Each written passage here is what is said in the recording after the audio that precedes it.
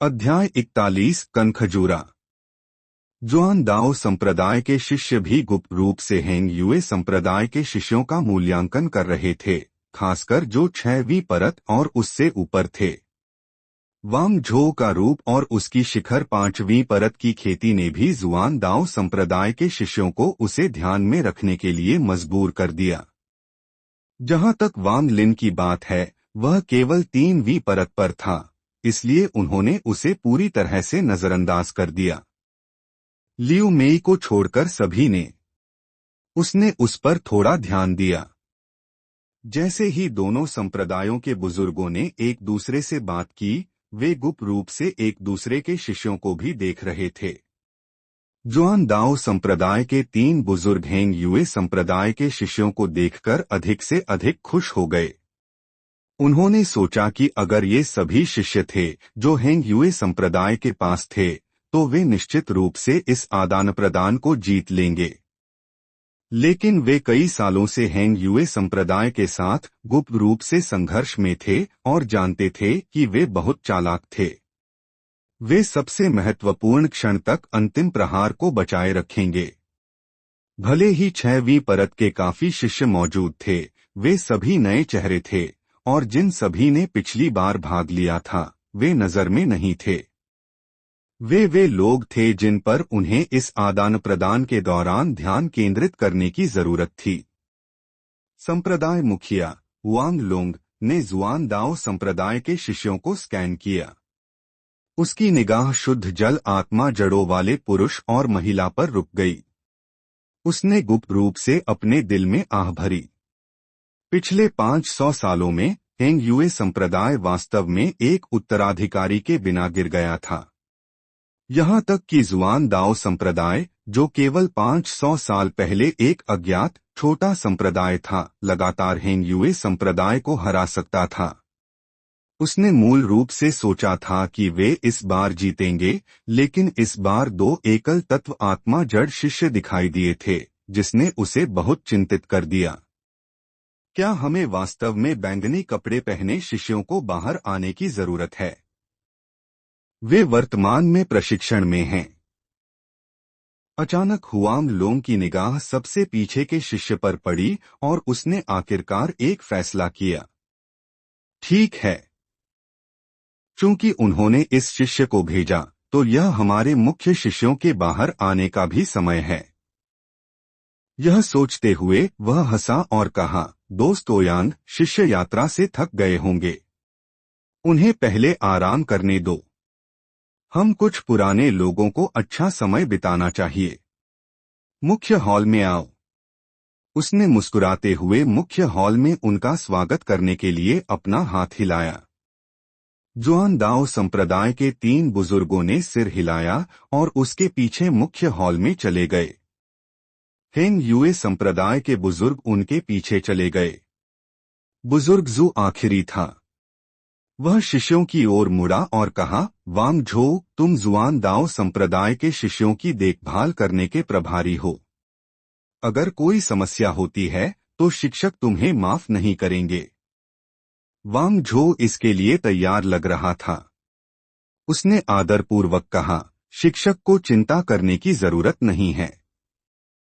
मैं जुआन दाओ संप्रदाय के साथी प्रशिक्षु भाइयों और बहनों की ठीक से देखभाल करूंगा।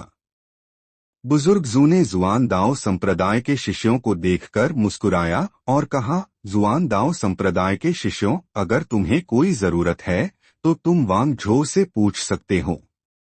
यह बूढ़ा आदमी बूढ़ा है, इसलिए मैं तुम जवानों को परेशान नहीं करूंगा। तुम सभी को एक दूसरे को अधिक जानना चाहिए। खेती की दुनिया का भविष्य तुम सभी का है। बोलने के बाद वह एक हल्की मुस्कान के साथ मुख्य हॉल में चला गया। जिस पल बुजुर्ग चले गए, शिष्य तुरंत अधिक आराम से हो गए। हेंग युए संप्रदाय की कुछ महिला शिष्यों ने जल आत्मा जड़ वाले पुरुष के पास जाकर छोटी छोटी बातें करना शुरू कर दिया। उनकी आंखें प्रशंसा से भरी थीं। हेंग युए संप्रदाय के 6वीं परत के शिष्यों के अलावा कुछ जुआन दाओ संप्रदाय के शिष्य दिखाई दिए। उन्होंने अपने अनुभवों के बारे में छोटी छोटी बातें की। जहां तक अन्य शिष्यों की बात है, वे सभी एक दूसरे से बात करना शुरू कर दिए। कई शिष्य भी थे जो अवाक कनखजूरे को आश्चर्य से देख रहे थे। वांग लिन ने दृश्य को देखा और शामिल नहीं होना चाहता था। वह किनारे पर चला गया और कुछ सीढ़ियों पर बैठ गया। नीले आकाश और सफेद बादलों को देखना जबकि सूरज की रोशनी में नहाना बहुत आरामदायक लगा। वांग लिन की तरह कई अन्य शिष्य थे जिन्हें भीड़ पसंद नहीं थी, जैसे झो नाम की महिला। उसने वांग लिन को देखा और आकस्मिक रूप से चली गई। जूनियर भाई वांग, मैं तुम्हें 3वीं परत तक पहुंचने पर बधाई देना चाहती हूं। तुम्हारे जितने परिश्रमी आंतरिक शिष्य बहुत नहीं हैं। झो नाम की महिला ने मुस्कुराते हुए कहा। वह गंदी है या नहीं, इसकी परवाह किए बिना सीढ़ियों पर बैठ गई। वांग लिन हंसा। उसने सिर हिलाया और कहा, यह बिल्कुल वैसा नहीं है जैसा तुमने कहा। मैं देखता हूं कि इनमें से अधिकांश लोग भी दर्दनाक रूप से खेती कर रहे हैं। झो नाम की महिला ने बादलों को देखा। उसने आह भरी और कहा, जूनियर भाई वांग, खुद को कम मत समझो। 4 साल के गहन प्रशिक्षण के दौरान लगभग सभी आंतरिक शिष्य बहुत बार बाहर आए, लेकिन मैंने तुम्हें शायद ही कभी देखा। खेती करने के लिए एक बहुत उबाऊ चीज है। जूनियर भाई वांग, ईमानदारी से कहूँ तो मैं तुम्हारी प्रशंसा करती हूँ। 4 सालों में 3वीं परत तक पहुंचने के लिए बहुत दृढ़ता की जरूरत होती है। वांग लिन ने अपनी नाक को रगड़ा और मुस्कुराया। सीनियर सिस्टर झो, क्या तुम भी 3वीं परत तक नहीं पहुंची? झो नाम की महिला ने आह भरी और निराशा से कहा, मैं 3 साल पहले 3वीं परत तक पहुंच गई थी, लेकिन अब सभी शिष्य जो तब मुझसे कमजोर थे, मुझसे आगे निकल गए हैं। शायद यह इसलिए है क्योंकि मैं अपनी नश्वर बंधनों को नहीं काट सकती। वांग लिन ने थोड़ी देर सोचा और कहा, सड़क निर्दयी है। अगर सीनियर सिस्टर झो आगे बढ़ना चाहती है तो तुम्हें इस वाक्यांश को समझना होगा। झो नाम की महिला ने अपनी खूबसूरत आंखों से वांग लिन को देखा। अपने खूबसूरत दांतों को प्रकट करते हुए उसने कहा, जूनियर भाई वांग, मैं देख सकती हूँ कि तुम पहले ही 3वीं परत के शिखर तक पहुँच गए हो और किसी भी समय सफलता प्राप्त कर सकते हो। मुझे लगता है कि तुम भी जल्द ही मुझसे आगे निकल जाओगे। वांग लिन ने लुभावनी सुंदरता को घूरकर देखा। वह फीका मुस्कुराया और कहा, मैं जल्द ही सफलता प्राप्त नहीं कर पाऊंगा। ये नश्वर बंधन कुछ ऐसा नहीं है जिसे मैं आसानी से काट सकता हूँ। झो नाम की महिला हक्की बक्की रह गई। वह झिझकी और पूछा, जूनियर भाई वांग, यह पूछना असभ्य है, लेकिन तुम कौन से नश्वर बंधन नहीं काट सकते? वांग लिन ने सिर हिलाया और जवाब नहीं दिया। उसका दिमाग अपने माता पिता के बारे में विचारों से भरा हुआ था। झो नाम की महिला ने देखा कि वांग लिन जवाब देने के लिए अनिच्छुक था। उसने आह भरी और कहा, मैं अपने परिवार के साथ बंधनों को नहीं काट सकती। खेती बहुत निर्मम है। शायद मैं इसके लिए उपयुक्त नहीं हूँ। वांग लिन बोलने ही वाला था, लेकिन उसने अचानक अपना सिर घुमाया और वांग झो को उसे और झो नाम की महिला को एक बुरी नजर से घूरते हुए देखा। उसी क्षण उन्होंने वांग झो की आवाज सुनी। जुआन दाओ संप्रदाय के भाइयों और बहनों, तुम सब ने कहा कि यह कनखजूरा जिंदा जानवर खाना पसंद करता है। हमें हेंग युए संप्रदाय को तुम्हारे ठहरने के दौरान इसकी देखभाल करने दो। मेरे पास एक जूनियर भाई है, तुम देखो। उसके लिए खेती बस समय की बर्बादी है, इसलिए उसे इस कनखजूरे को खिलाने के लिए जिंदा जानवर पकड़ने का काम अधिक उपयुक्त है। जल आत्मा जड़ वाले पुरुष शिष्य ने झिझका और कहा, भाई वांग झो, यह थोड़ा अनुचित है। कनखजूरे का स्वभाव जंगली है। अगर कोई अजनबी इसे खिलाता है तो वह व्यक्ति खतरे में पड़ सकता है। वांग झो ने एक कोमल अभिव्यक्ति के साथ कहा, चिंता मत करो भाई लियू। खतरे के कारण एक खेती करने वाला कैसे पीछे हट सकता है। तुम हमारे मेहमान हो। ये काम हमें हेंग यूए संप्रदाय को छोड़ देने चाहिए। वांग झो ने जानबूझकर वांग लिन को अपमानित करने का अवसर ढूंढ लिया है।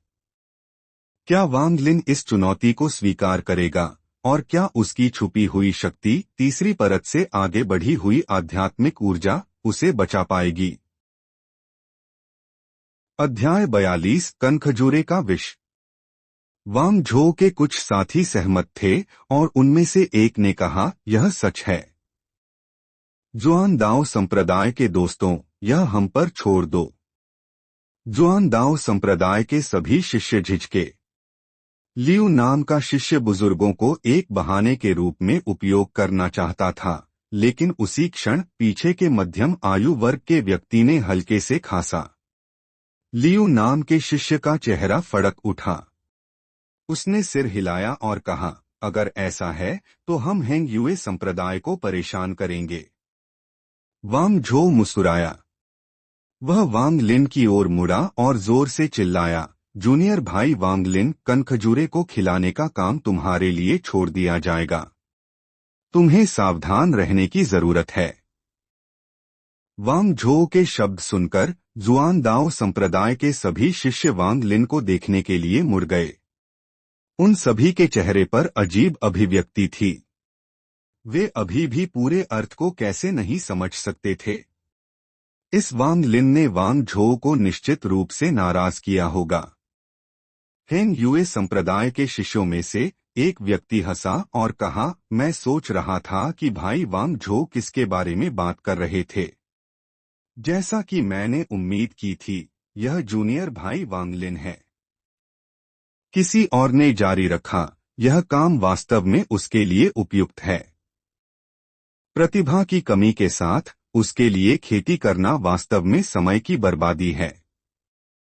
आदान प्रदान में प्रतिस्पर्धा करने का उसके लिए कोई मौका नहीं है। वास्तव में कोई और नहीं है जो इन कामों के लिए उससे अधिक उपयुक्त हो। जूनियर भाई वांग लिन, तुम्हें अपना काम ठीक से करना चाहिए और हेंग यूए संप्रदाय का कोई चेहरा नहीं खोना चाहिए। हंसी सुनकर जुआन दाओ संप्रदाय के शिष्यों ने समझा कि वांग लिन ने न केवल वांग झो को नाराज किया था, बल्कि उसकी प्रतिभा की कमी के कारण अन्य शिष्यों के बीच भी उपहास का निशाना बन गया था। इस तरह की चीज हर संप्रदाय में होती थी, इसलिए यह कोई बड़ी बात नहीं थी। नतीजतन जुआन दाओ संप्रदाय के सभी शिष्यों ने वांग लिन को कचरा के रूप में वर्गीकृत किया। झो नाम की महिला जो वांग लिन के बगल में बैठी थी, झुंझला गई। उसने वांग झो को एक घृणित नजर मारी। उसने वांग लिन से फुसफुसाया, जूनियर भाई वांग लिन, अगर मैं नहीं आती तो वह तुम्हें निशाना नहीं बनाता। मैं? वांग लिन ने सिर हिलाया। वांग झो केवल कुछ दिनों से उसे निशाना नहीं बना रहा था। जिस पहले दिन वे मिले थे और उसके आगे भी वांग झो ने हमेशा उसे मजाक उड़ाने का प्रयास किया था।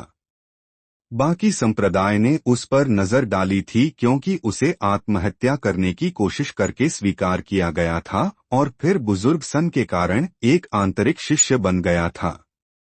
सबसे महत्वपूर्ण बात यह है कि वह केवल 3वीं परत पर था, जिससे वह इन शिष्यों के बीच सबसे कमजोर बन गया था। शक्ति सब कुछ थी।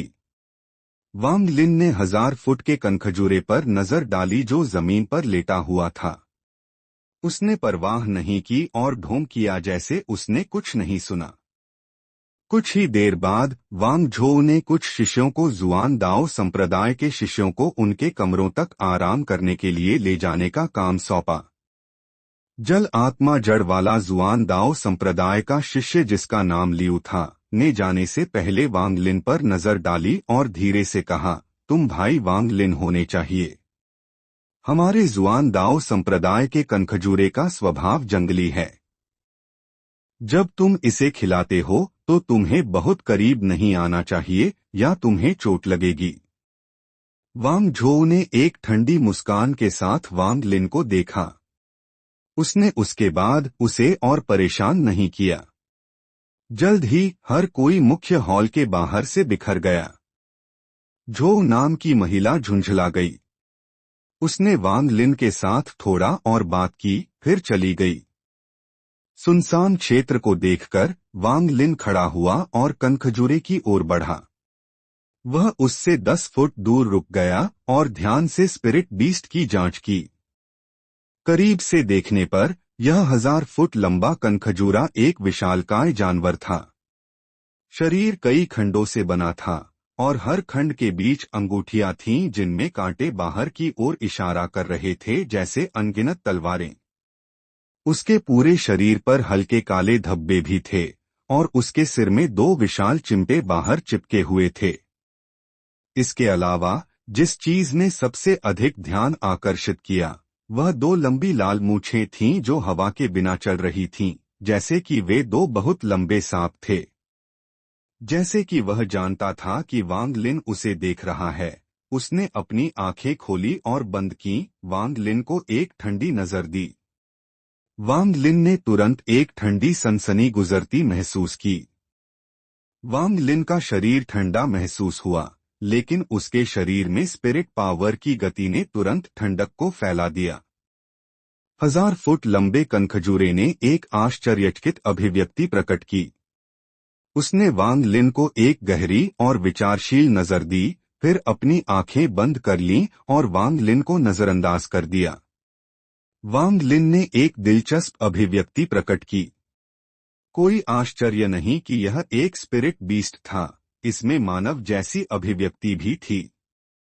यह मनन करते हुए वह पहाड़ों के लिए एक तेज गति से चला गया। अपनी दिव्य चेतना का उपयोग करके उसने आसानी से कुछ छोटे जानवर पकड़े और वापस आया। रास्ते में वांग लिन ने कुछ वरिष्ठ शिष्यों द्वारा नेतृत्व किए जा रहे जुआन दाओ संप्रदाय के कुछ शिष्यों को देखा। जब उन्होंने वांग लिन को उसके हाथों में छोटे जानवर लिए देखा तो वे हंसे, जिसने जुआन दाओ संप्रदाय के शिष्यों का ध्यान खींचा। जुआन दाओ संप्रदाय की एक महिला शिष्य जो बहुत सुंदर दिख रही थी, जिसका चेहरा इतना नाजुक लग रहा था, ऐसा लगा जैसे इसे पानी की एक बूंद से तोड़ा जा सकता है, हंसी। जूनियर भाई, तुमने जो सभी छोटे जानवर पकड़े हैं वे 1000 फुट के कनखजूरे को खिलाने के लिए पर्याप्त नहीं होंगे। तुम्हें एक बड़ा कीड़ा पकड़ना चाहिए। वे कनखजूरे के पसंदीदा हैं। आंतरिक संप्रदाय के शिष्यों में से एक ने तुरंत चापलूसी करने की कोशिश की और कहा, जूनियर सिस्टर वुयांग, यह गूंगा बच्चा एक गूंगा जैसा है। उससे बात करने की कोई जरूरत नहीं है। तुम्हें यह नहीं पता था, लेकिन वह खेती करने के लिए योग्य नहीं है। वह सभी प्रवेश परीक्षणों में विफल रहा और फिर आत्महत्या करने की कोशिश की, जिसने बुजुर्गों को उसे एक मानद शिष्य के रूप में स्वीकार करने के लिए मजबूर कर दिया। वांग लिन उस व्यक्ति से परिचित था जिसने बात की थी। वह वही था जिसने प्रशिक्षण अवधि के दौरान उसे मजाक उड़ाया था। सन हाओ। जुआन दाओ संप्रदाय से किसी ने जल्दी से पूछा, मानद शिष्य? लेकिन मैं उसे लाल पहने हुए देखता हूं। उसे हेंग युए संप्रदाय का आंतरिक शिष्य होना चाहिए। सन हाओ जोर से हंसा। मैंने अभी पूरा नहीं किया है। इस बच्चे ने एक बुनियादी तरीका इस्तेमाल किया, एक बुजुर्ग का पक्ष जीतने के लिए, और जल्दी से एक आंतरिक शिष्य बन गया। लेकिन फिर भी उसकी प्रतिभा के साथ वह अपने बाकी जीवन के लिए केवल हंसा जाएगा। वांग लिन ने उन पर नजर डाली और चला गया। वह कनखजूरे के पास वापस आया और छोटे जानवर उसके बगल में फेंक दिए। जिस क्षण छोटे जानवरों ने कनखजूरे को देखा, वे तुरंत डर से कांपते हुए जमीन पर गिर गए। कनखजूरे ने अपनी आंखें खोली और छोटे जानवरों को देखा भी नहीं।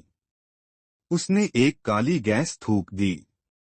जिस क्षण काली गैस छोटे जानवरों को छुआ, वहां एक सनसनाती आवाज आई।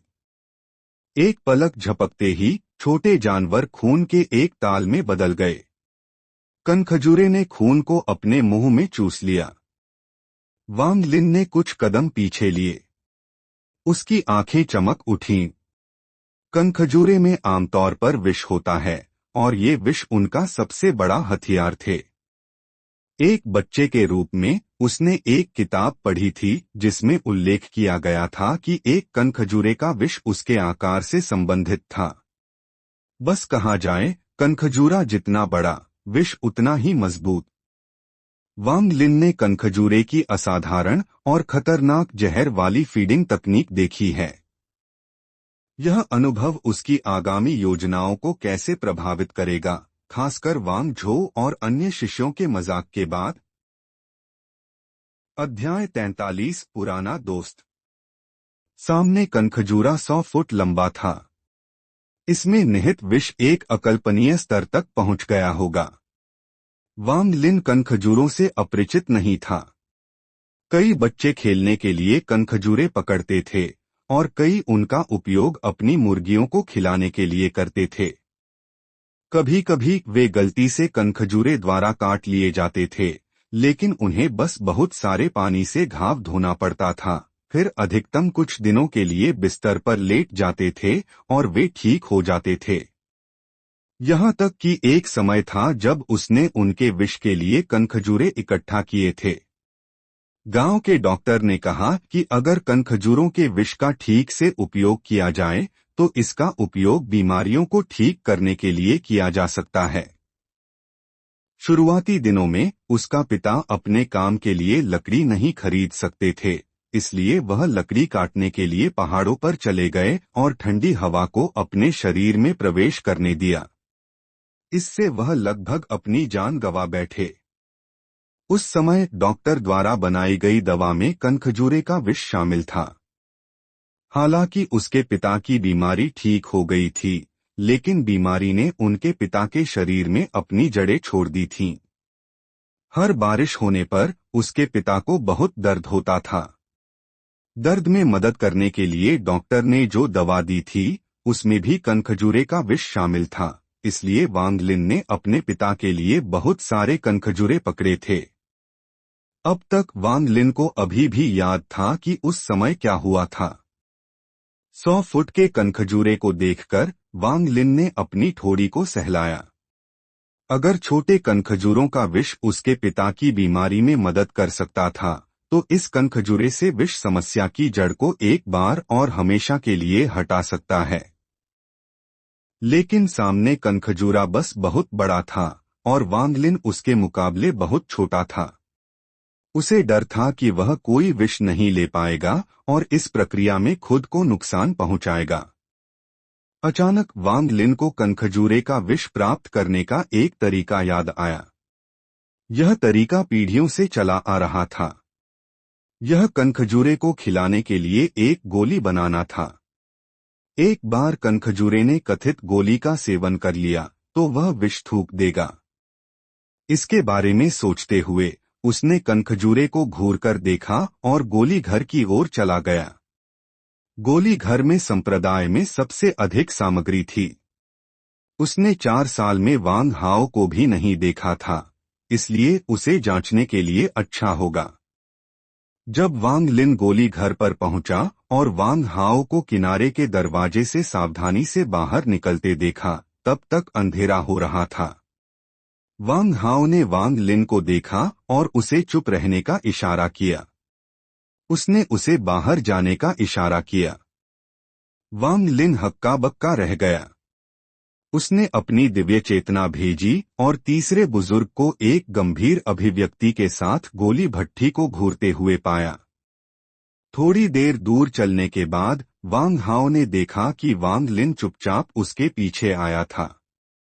उसने वांग लिन को पकड़ा और जल्दी से दौड़ा।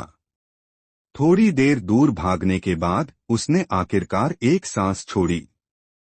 वांग हाओ की सांस फूल रही थी।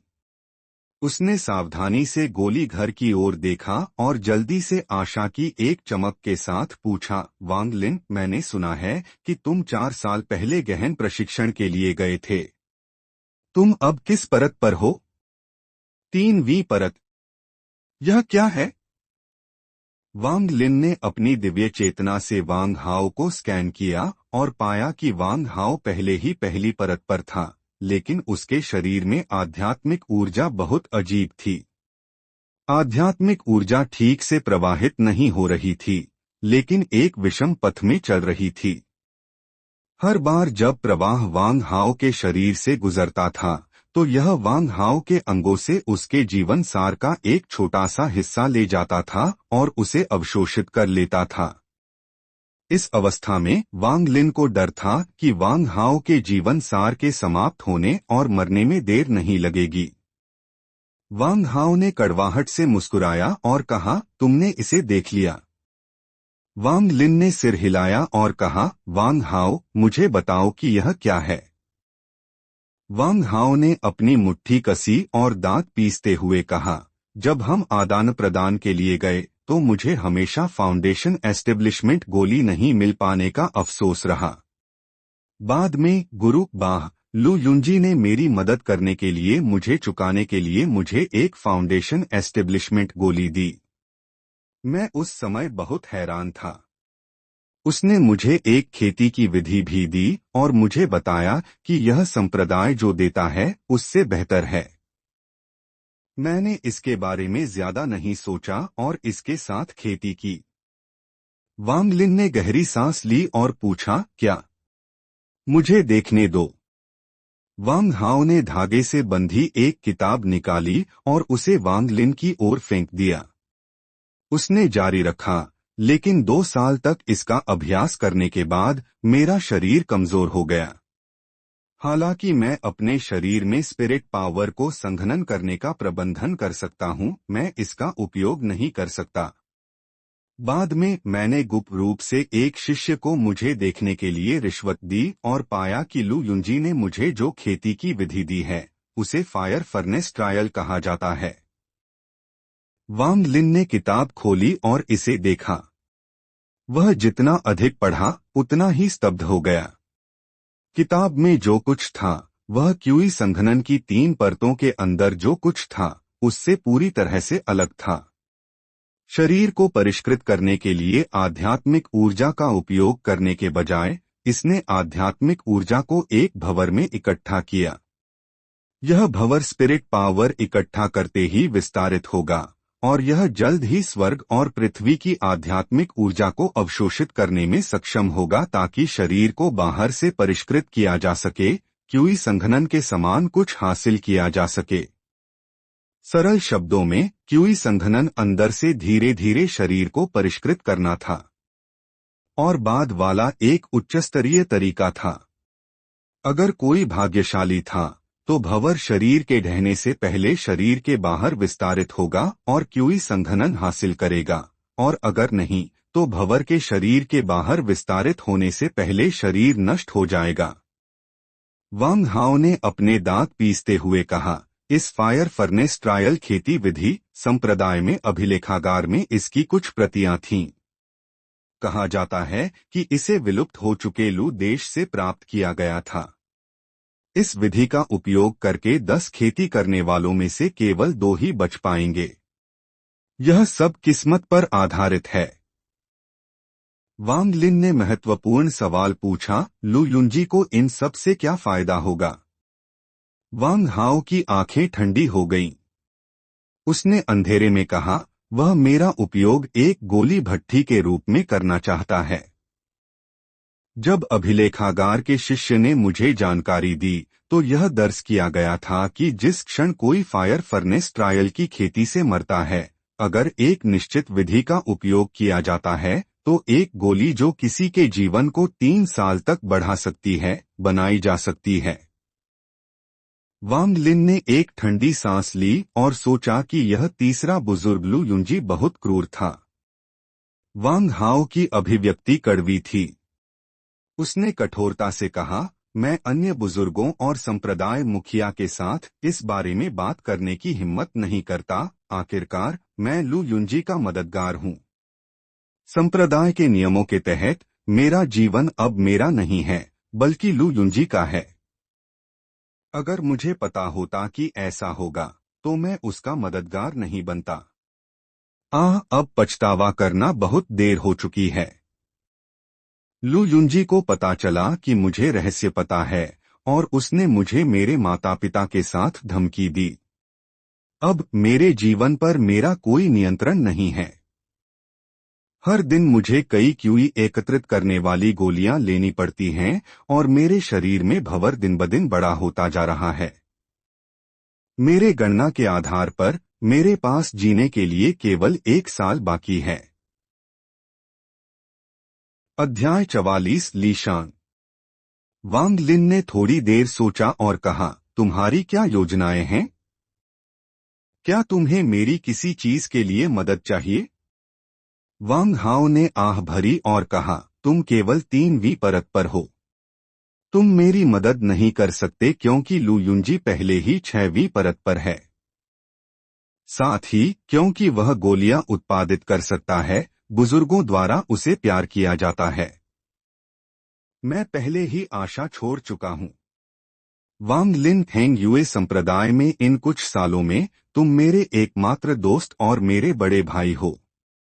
अगर तुम भविष्य में मजबूत बन जाते हो तो तुम्हें मेरा बदला लेना होगा। वांग हाओ ने बोलना खत्म करने के बाद अपनी मुट्ठी कसी। वांग लिन ने वांग हाओ को घूरकर देखा और सिर हिलाया। वांग हाओ ने कड़वाहट से मुस्कुराया और कहा, भाई टाइजू, क्या तुम्हें मेरे लिए कुछ चाहिए था?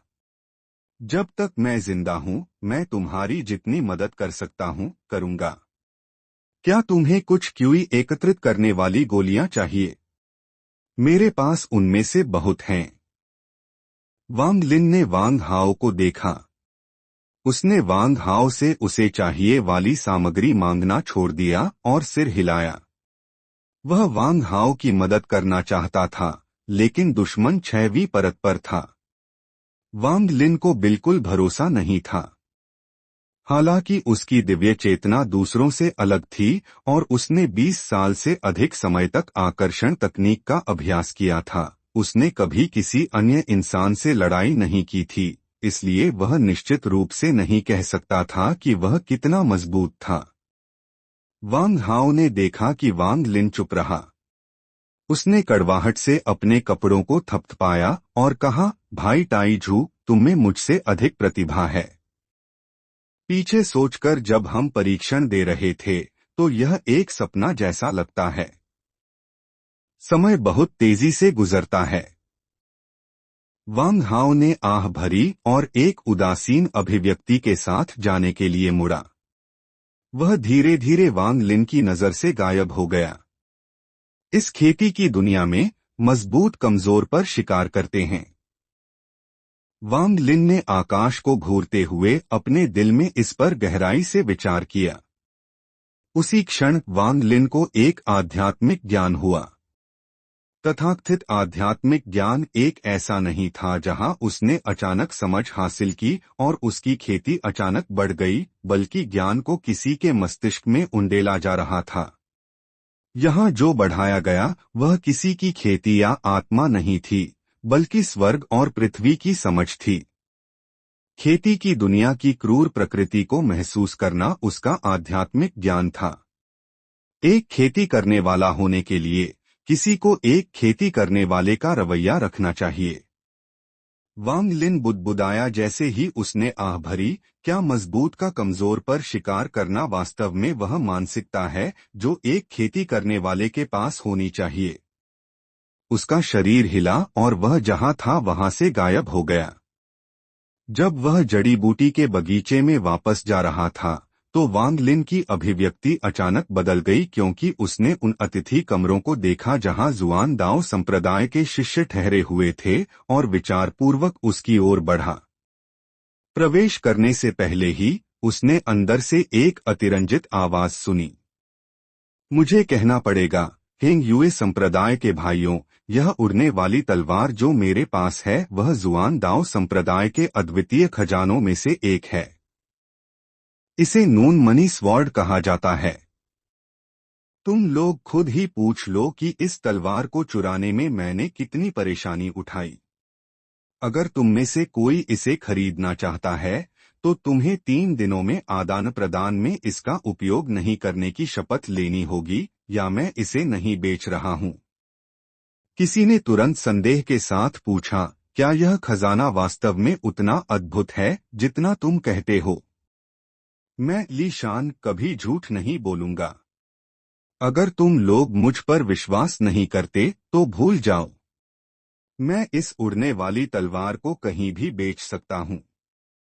वांग लिन को पहले ही यह जगह असामान्य लग रही थी, क्योंकि दोनों संप्रदायों के बहुत सारे शिष्य यहाँ इकट्ठा हुए थे। जब वह करीब आया तो उसने सिक्कों से बनी एक तलवार पकड़े हुए जुआन दाओ संप्रदाय के 20 से अधिक साल के एक शिष्य को देखा, जो नीला चमक रहा था, तलवार के बारे में जोरदार ढंग से बात कर रहा था। आसपास के जुआन दाओ संप्रदाय के शिष्यों के चेहरे पर अजीब अभिव्यक्ति थी। उनमें से एक इसे और नहीं सह सका। उसने खांसा और कहा, जूनियर भाई ली शान ने जो कहा वह सही है। यह नून मनी स्वॉर्ड वास्तव में हमारे जुआन दाओ संप्रदाय का एक खजाना है, लेकिन मुझे कहना पड़ेगा कि जूनियर भाई ली शान के हाथ में जो है वह एक नकली है।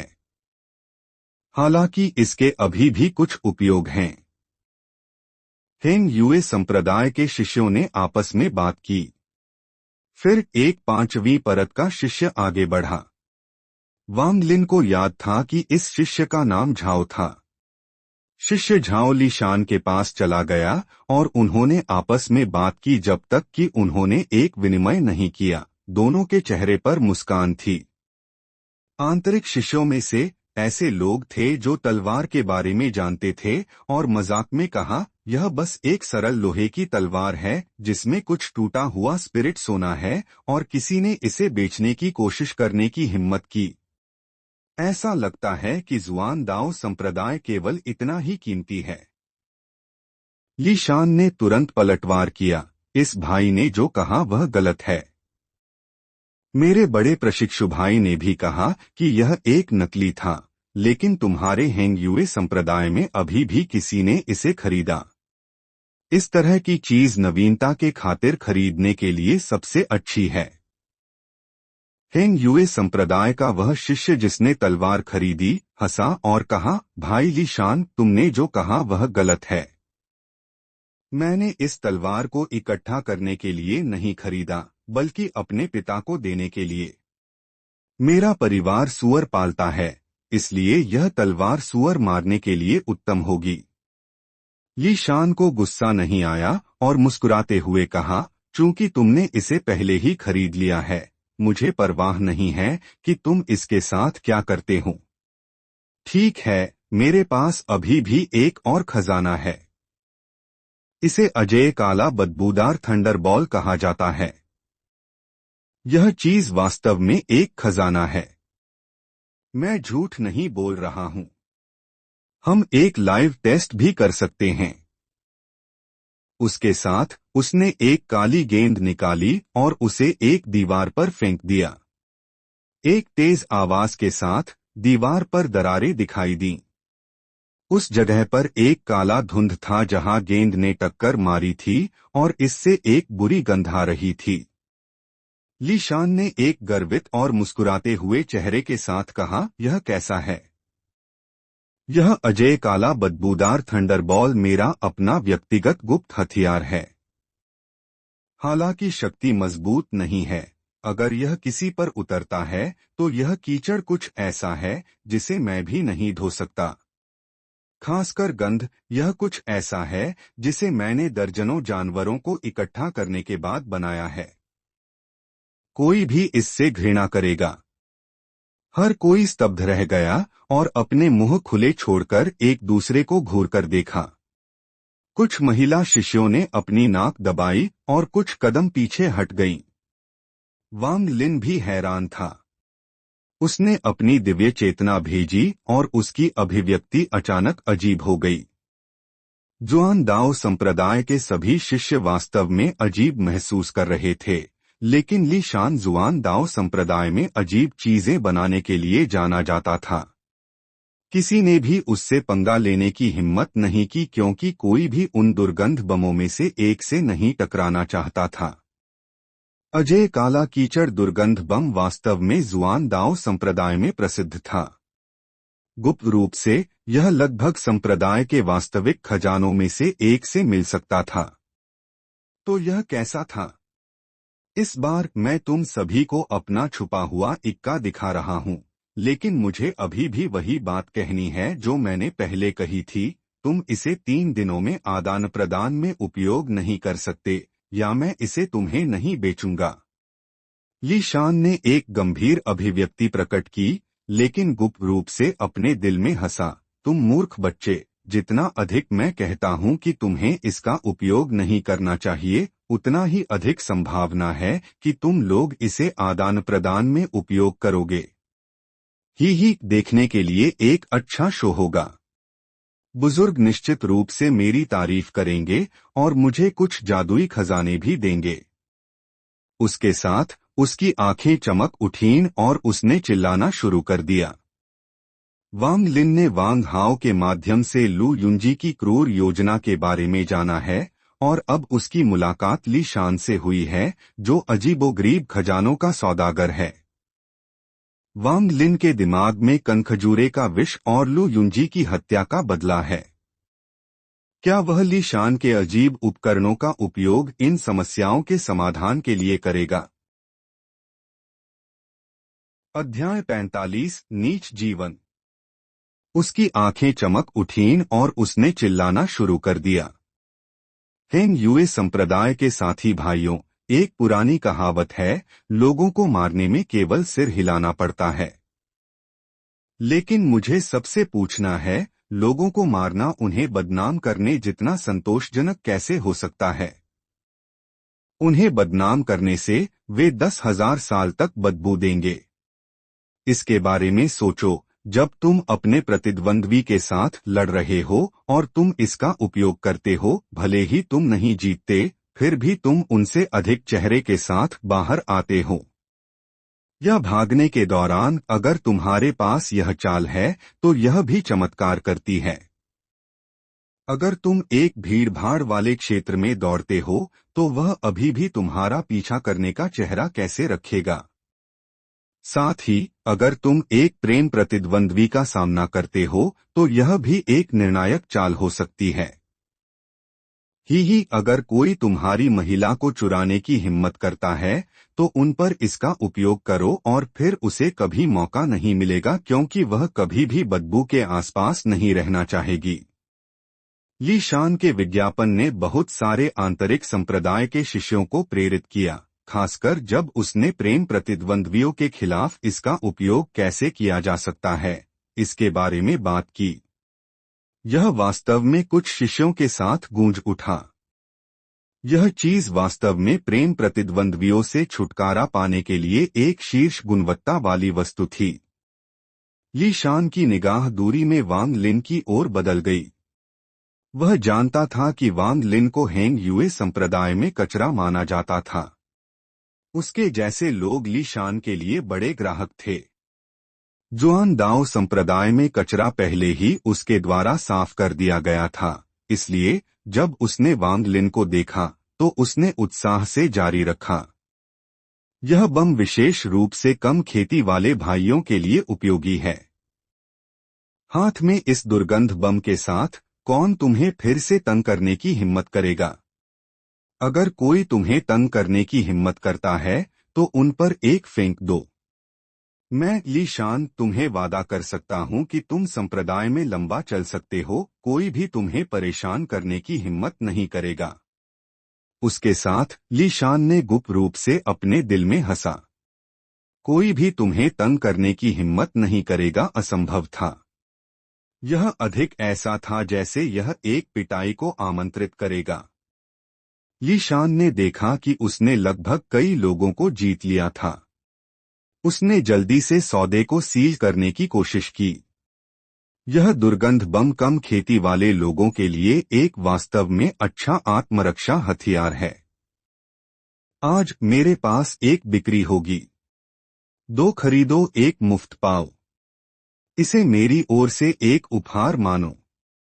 जब हम खेती की दुनिया में फिर से मिलते हैं तो मेरी देखभाल करना मत भूलना। उन शिष्यों में से जो उसकी कही गई सभी बातों से प्रेरित थे, एक ने पूछा, क्या यह वस्तु वास्तव में उतनी अद्भुत है जितना तुम कहते हो? कुछ और निकालो और मुझे यादृच्छिक रूप से एक का परीक्षण करने दो। अगर यह वास्तव में इतना अच्छा है तो मैं खेलने के लिए कुछ खरीद लूंगा। ली शान ने अपने धारण करने वाले थैले से 1 दर्जन दुर्गंध बम निकाले और उन्हें धीरे से जमीन पर रख दिया, जैसे कि उसे डर था कि वे फट जाएंगे, और कहा, तुम्हें इस खजाने के साथ सावधान रहना चाहिए। इसे धीरे से उठाओ और नीचे रखो। इसका उपयोग करते समय बस इसे फेंक दो। जब यह किसी भी प्रतिरोध से मिलता है तो यह फट जाएगा। वह आंतरिक शिष्य जिसने बात की थी सन हाओ था। सन हाओ आगे बढ़ा और यादृच्छिक रूप से सावधानी से दुर्गंध बमों में से एक को उठाया और अपने हाथ में इसकी जांच की। ली शान की अभिव्यक्ति सामान्य रही, लेकिन उसने चुपचाप अपने दिल में उसका मजाक उड़ाया। छोटे बच्चे, सोचो कि तुम इसे समझ सकते हो। संप्रदाय के बुजुर्गों के अलावा यहाँ तक कि वरिष्ठ भाई भी इसके रहस्य को नहीं देख सकते। सन हाओ ने इसे लंबे समय तक देखा और दुर्गंध बम के बारे में कुछ भी खास नहीं ढूंढ पाया। उसने दुर्गंध बम को एक दूर की सफाई में फेंक दिया और जैसे ही बम एक चाप में उड़ा, जिस पल यह जमीन से टकराने वाला था, ली शान ने अपने मन में सोचा, फट जाओ। एक धमाके के साथ दुर्गंध बम फट गया, जिससे जमीन काली हो गई और एक बुरी गंध से भर गई। वांग लिन की आंखें चमक उठीं। किसी को नहीं पता था कि उसकी दिव्य चेतना ने क्षेत्र को ढक लिया था। जब दुर्गंध बम फटा तो उसने ली शान से स्पिरिट पावर के उतार चढ़ाव का पता लगाया। जब ली शान ने पहली बार दुर्गंध बम फेंका था तो यह वैसा ही था। वांग लिन हंसा, लेकिन उसने इसे इशारा नहीं किया और देखता रहा। ली शान ने मुस्कुराते हुए कहा, यह कैसा था? ये दुर्गंध बम वास्तव में शक्तिशाली हैं, है ना? लेकिन मैं ली शान एक ईमानदार आदमी हूँ, इसलिए मैं अब भद्दी बातें कहूंगा। यह खजाना हर समय नहीं फटता है। इसे विस्फोट करने के लिए एक निश्चित फेंकने की तकनीक की आवश्यकता होती है। एक बार जब तुम लोग इसे खरीद लेते हो तो तुम इसे खुद ही समझ सकते हो, इसलिए इसके बारे में मेरे पास मत आना। सन हाओ ली शान के पास चला गया और फुसफुसाया। वे किनारे पर चले गए और उसने काफी चीजें निकाली। ली शान ने थोड़ी देर सोचा और विनिमय करने के लिए 10 दुर्गंध बम निकाले। ली शान ने फुसफुसाया, तुम सामान्य रूप से 6 खरीदने पर केवल 3 मुफ्त पाते हो, लेकिन चूंकि तुम पहले खरीदार हो, मैं एक और मुफ्त में दे दूंगा। एक व्यक्ति द्वारा पहले उनके लिए व्यापार करने और यहाँ तक कि इसका परीक्षण करने के बाद कुछ अन्य आंतरिक शिष्य आए और कुछ खरीद लिए। हर बार ली शान अपनी बिक्री खत्म करता था, वह हमेशा कुछ शब्द जोड़ता था। चीजें जैसे, इस चीज की सफलता की गारंटी नहीं है। अगर यह काम नहीं करता है तो इसका अभ्यास कुछ और बार करो। अगर कोई सवाल होता तो वे आकर उससे पूछ सकते थे और वह उन्हें फेंकने की तकनीक सिखा सकता था। यह कहते हुए ली शान अपने दिल में हंसा, तुम लोग कई बार कोशिश करोगे और विफल हो जाओगे, फिर एक अलग की कोशिश करोगे और 1 या 2 कोशिशों के बाद सफल हो जाओगे। मैं यहाँ केवल कुछ दिनों के लिए रहने वाला हूँ, इसलिए जब तक तुम लोग मुझ पर संदेह करोगे मैं बहुत दूर चला जाऊंगा। लेकिन अभी भी कई शिष्य थे जो सावधान थे और कोई भी नहीं खरीदा। थोड़ी देर बाद केवल कुछ दुर्गंध बम बाकी थे। ली शान ने गर्व से हैंग यूए संप्रदाय के शिष्यों को देखा और सोचा, मूर्खों का एक समूह। अगर तुम लोग इसे 3 दिनों में आदान प्रदान में उपयोग नहीं करते हो तो तुम सभी ने केवल मेरे द्वारा धोखा खाया होगा, लेकिन अगर तुम उपयोग करते हो तो देखने के लिए कुछ अच्छा होगा। ये दुर्गंध बम पूरी तरह से मेरे नियंत्रण में हैं। अन्य लोग हथौड़े का उपयोग करके भी इसे विस्फोट नहीं कर सकते। मैं वास्तव में 3 दिनों में आदान प्रदान के लिए इंतजार नहीं कर सकता। उसकी निगाह ने आसपास झांका और उसने वांग लिन की हल्की मुस्कान देखी। वह हक्का बक्का रह गया। उसकी आंखें मुड़ गईं और उसने कहा, भाई, तुम खेलने के लिए कुछ क्यों नहीं खरीदते? तुम्हारी खेती के साथ ये वास्तव में तुम्हारे लिए उपयुक्त हैं। अगर कोई तुम्हें परेशान करता है तो बस उन पर एक फेंक दो। वांग लिन ने ली शान को देखा और एक मजाक उड़ाने वाली अभिव्यक्ति प्रकट की। ली शान हैरान था। उस नजर ने उसे ऐसा महसूस कराया जैसे वांग लिन ने उसके रहस्य को देख लिया था। उसने ध्यान से वांग लिन को देखा और देखा कि वांग लिन केवल 3वीं परत पर था। कचरा कहाँ जाना बिना किसी कारण के नहीं हो सकता था, इसलिए उसने सोचा कि यह उसकी अपनी कल्पना रही होगी। वांग लिन हल्के से मुस्कुराया। उसने सिर हिलाया और कहा, ठीक है, मैं 2 के लिए विनिमय करूंगा, लेकिन मेरे पास कोई खजाना नहीं है। संप्रदाय से केवल ताबीज। ली शान पहली बार झिझका। उसने सुनिश्चित किया कि वांग लिन केवल 3वीं परत पर था, इससे पहले कि वह आखिरकार आराम करे और 3 दुर्गंध बम निकाले। वह मुस्कुराया और कहा, भाई, मैं तुम्हें चेहरा दूंगा और उन्हें ताबीज के लिए बेचूंगा। 2 खरीदो, 1 मुफ्त पाओ। ये दुर्गंध बम तुम्हें एक असाधारण एहसास देंगे। हाँ हाँ। बोलना खत्म करने के बाद उसने सोचा, मैंने झूठ नहीं बोला जब मैंने कहा कि यह एक असाधारण एहसास होगा। जब तक तुम दुर्गंध बमों को पकड़े रहते हो, भले ही तुम इसे आदान प्रदान के दौरान उपयोग नहीं करते हो, अगर मैं कभी तुमसे फिर से मिलता हूं तो मैं तुम्हें बता दूंगा कि असाधारण एहसास कैसा होता है। कुछ ऐसा जो तुम्हें जीवन भर याद रहेगा। हाँ हाँ। वांग लिन ने ली शान से समझदारी से सौदेबाजी करके दुर्गंध बम प्राप्त कर लिए हैं और वह ली शान के छिपे हुए रहस्य बमों को दूर से नियंत्रित करने की क्षमता को जानता है। अब उसके पास कनखजूरे को विष के लिए परीक्षण करने, लू युंजी का सामना करने और आगामी प्रतियोगिता के लिए एक अनोखा हथियार है। वह इन नए संसाधनों का उपयोग कैसे करेगा? अध्याय 46 अजीब बूढ़ा आदमी, स्ट्रेंज ओल्ड मैन।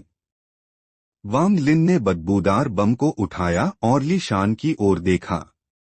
उसने कहा, भाई ली शान, मैं अब आपको और परेशान नहीं करूंगा, कृपया आप अपना सामान बेचना जारी रखें।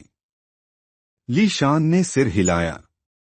उसने एक दोस्ताना भाव दिखाते हुए कहा, भाई, तुम्हें उन बदबूदार बमों के साथ सावधान रहना होगा। याद रखना, वे हमेशा काम नहीं करते क्योंकि उनके लिए एक खास फेंकने की तकनीक की जरूरत होती है। अगर तुम सफल न हो पाओ तो यह मत कहना कि मैंने तुमसे झूठ कहा था। यह कहकर वह अन्य लोगों को लुभाने लगा। ओह मेरे प्यारे भाइयों, मेरे पास अभी भी एक और खजाना है। यह है हुआन संप्रदाय की ह्यूएन सेक्ट का एक यादगार चिन्ह है। इसके साथ आप हे हुआन संप्रदाय में जाकर एक सुंदर लड़की प्राप्त कर सकते हैं। यह मैंने बहुत कठिन प्रयास से हासिल किया है, लेकिन मैं इसे अपनी दोस्ती के आधार पर बेचूंगा। हेंग यू संप्रदाय के प्यारे भाइयों, आपको यह मौका गंवाना नहीं चाहिए। वांग लिन मंद मंद मुस्कुराया। वह मुड़ा और जड़ी बूटी के बगीचे की ओर वापस चल दिया। कुछ ही देर में वह बगीचे में पहुंच गया। उसने पूरे बगीचे का जायजा लिया और पाया कि सन दाजू वहां नहीं था, इसलिए वह अपने कमरे में पालथी मारकर बैठ गया और 3 बदबूदार बमों को बाहर निकालकर उनकी जांच करने लगा। बहुत देर बाद वांग लिन के चेहरे पर एक उत्सुकता का भाव आया। उसके दिव्य बोध, डिवाइन सेंस के तहत ये बदबूदार बम पारदर्शी लग रहे थे, जैसे कि उनके पास छिपाने के लिए कोई रहस्य ही न हो। साफ शब्दों में कहें तो बदबूदार बमों के अंदर ली शान के दिव्य बोध का एक अंश था, जिसने उसे इच्छानुसार उन्हें विस्फोट करने की अनुमति दी थी। वांग लिन को कभी पता नहीं चला था कि दिव्य बोध का उपयोग इस तरह से भी किया जा सकता है। उसने ध्यान से उसकी नकल की और बदबूदार बमों में मौजूद दिव्य बोध को अपने दिव्य बोध से ढक लिया। उसने ली शान के दिव्य बोध को नष्ट नहीं किया, बल्कि उसे घेर लिया। अगर वह चाहे तो उसे किसी भी समय नष्ट कर सकता था। इस बदबूदार बम पर दिव्य बोध के उपयोग ने वांग लिन को प्रेरित किया। उसने थोड़ा विचार किया और रहस्यमय मन का मिस्टेरियस बीड बाहर निकाला। अगर दिव्य बोध का उपयोग इस तरह किया जा सकता है, तो क्या इसे मनके पर भी इसी तरह इस्तेमाल किया जा सकता है? वांग लिन की आंखें चमक उठीं और उसका दिव्य बोध तेजी से रहस्यमय मनके पर इकट्ठा होने लगा। काफी देर बाद वांग लिन ने माथे पर शिकन डाली। पत्थर का मनका ऐसा लग रहा था जैसे उसमें कोई बदलाव न आया हो, और उसके दिव्य बोध के तहत भी वह हमेशा की तरह ही लग रहा था। उसने कुछ देर सोचा, फिर पत्थर का मनका लिया और जड़ी बूटी के बगीचे से निकल गया। तेजी से वह पहाड़ों में एक एकांत जगह पर गया और स्वप्न लोक ड्रीम स्पेस में प्रवेश कर गया। जिस पल उसने प्रवेश किया, वह समझ गया कि समय कीमती है, और उसने तेजी से अपना दिव्य बोध फैला दिया। 1 मिनट, 3 मिनट, 10 मिनट, 30 मिनट, कोई बदलाव नहीं हुआ। वांग लिन ने अपनी ठोड़ी को सहलाया और बड़बड़ाया, क्या मैं सच में अपना दिव्य बोध रहस्यमय मनके के अंदर नहीं छोड़ सकता? उसी क्षण चमकती हुई वस्तुओं में से एक अचानक तेज चमकने लगी और फिर मंद हो गई। वांग लिन हक्का बक्का रह गया। फिर एक श्रृंखला प्रतिक्रिया चेन रिएक्शन की तरह अन्य चमकती हुई वस्तुएं मंद होने लगीं। जल्द ही स्वप्न लोक की सभी चमकती हुई वस्तुएं मंद हो गईं, जब तक कि कोई रोशनी नहीं बची और स्वप्न लोक पूरी तरह से अंधेरे में डूब गया। वांग लिन हैरान था। उसने बहुत देर तक ध्यान से निरीक्षण किया और उसे कुछ भी असामान्य नहीं मिला। अचानक एक पुरानी आवाज सुनाई दी, मुझे और निरीक्षण करने की जरूरत नहीं है। अपनी आध्यात्मिक संचलन अवस्था स्पिरिचुअल मूवमेंट स्टेज के साथ स्वर्ग विरोधी मन के हेवन डिफाइन बीड को देखने की कोशिश करना महज एक कोरी कल्पना है। वांग लिन चौंक गया और उसकी आंख की पुतलियां सिकुड़ गईं। वह दशकों से स्वप्न लोक में था और यह पहला मौका था जब उसने किसी और को बोलते हुए सुना था। वांग लिन ने गहरी सांस ली। उसने अपने दिल के सदमे को दबाया। उसने हाथ जोड़कर आदर से कहा, जूनियर का नाम वांग लिन है और वरिष्ठ कौन हैं? वांग लिन एक समझदार आदमी था। उसने यह नहीं सोचा कि वह व्यक्ति अचानक प्रकट हुआ है, बल्कि यह कि वह हमेशा से वहीं था और पिछले 30 सालों से उस पर नजर रखे हुए था। इस छोटे से देश के जूनियर के तौर पर तुम्हें इस बूढ़े आदमी का नाम जानने की जरूरत नहीं है। तुमने मेरी मदद और पत्थर के मनके की मदद से लगभग 30 साल का समय इस्तेमाल किया और केवल आध्यात्मिक संचलन अवस्था तक पहुंचे। यह वास्तव में निराशाजनक है, खासकर तुम्हारा बोध परसेप्शन। तुम्हें मनके को स्कैन करने के लिए अपने दिव्य बोध का उपयोग करने का विचार अभी आया है। वांग लिन ने कुछ देर सोचा। उसने पहले भी अपने दिव्य बोध से पत्थर के मनके का निरीक्षण किया था, लेकिन अभी जितना लंबा निरीक्षण नहीं किया था। तुम्हारे काम करने का तरीका वास्तव में मुझे परेशान करता है। खेती कल्टिवेटिंग एक स्वर्ग विरोधी कार्य है। अगर कोई तुम्हारे खिलाफ जाए तो तुम्हें उसे मार देना चाहिए। मैंने इन कुछ सालों में तुम्हें इस कुत्ते के गोबर जैसे संप्रदाय में देखा है। अगर मैं तुम्हारी जगह होता तो मैं उन सभी को पहले ही मार चुका होता। अगर किसी ने मेरी बेइज्जती करने की हिम्मत की होती तो मैं उन्हें पूरी तरह से नष्ट कर देता, खासकर उस वांगजुओ को। वह वास्तव में मेरे तंत्रिकाओं पर सवार हो जाता है। अगर मेरा स्वभाव होता तो मैं उसकी आत्मा को पकड़कर यातनागृह में फेंक देता और फिर उसके परिवार का सफाया कर देता।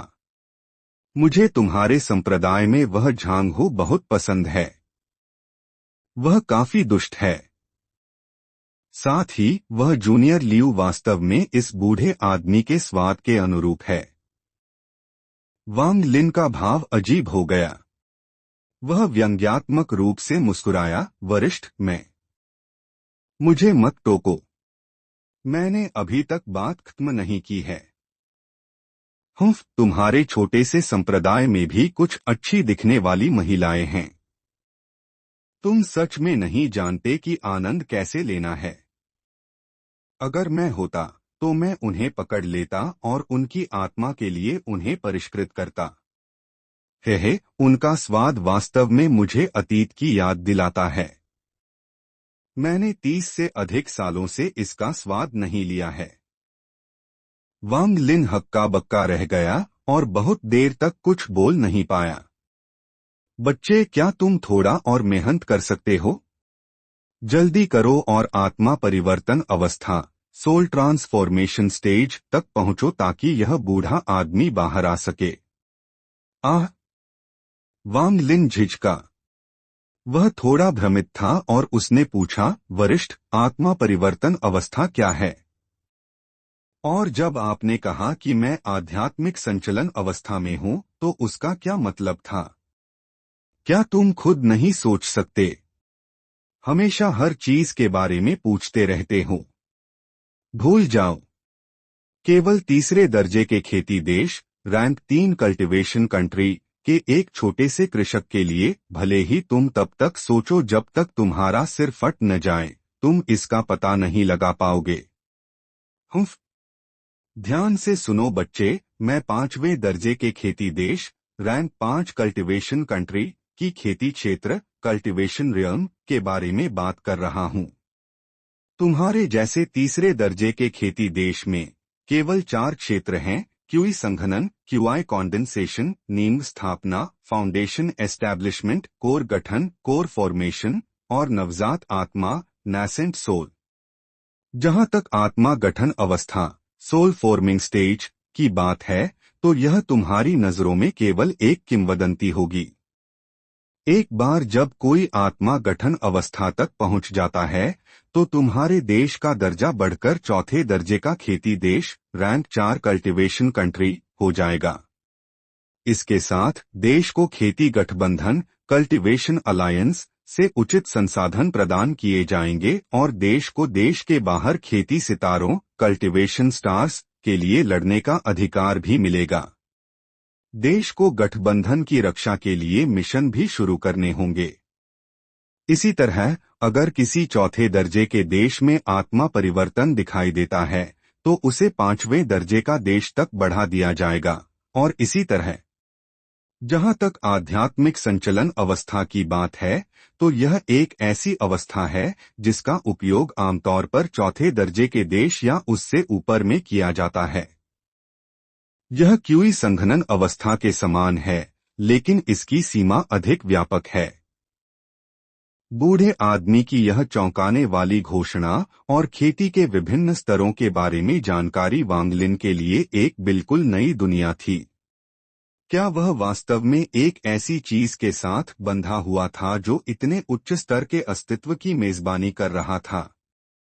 बूढ़े आदमी की निंदनीय टिप्पणियां और हिंसक सलाह उसे अजीब लग रही थी। अब वांग लिन क्या करेगा, यह जानकर कि वह एक रहस्यमय और खतरनाक इकाई के साथ समय बिता रहा है। अध्याय 47 विनिमय 1। वांग लिन ने फीकी मुस्कान के साथ कहा, आत्मा परिवर्तन, सोल ट्रांसफॉर्मेशन तो जूनियर के लिए बहुत दूर है। बकवास। मेरे जैसे छठे दर्जे के देश से आए हुए आदमी की मदद के साथ आत्मा परिवर्तन अवस्था है ही क्या? हालांकि मैं बाहर नहीं जा सकता, लेकिन मैं पिछले 30 सालों से तुम्हें खेती में मदद करने के लिए अपनी नवजात आत्मा सार, नैसेंट सोल एसेंस का उपयोग कर रहा हूं। अन्यथा तुम्हारी प्रतिभा की कमी के साथ तुम 30 सालों में इस अवस्था तक कैसे पहुंचते?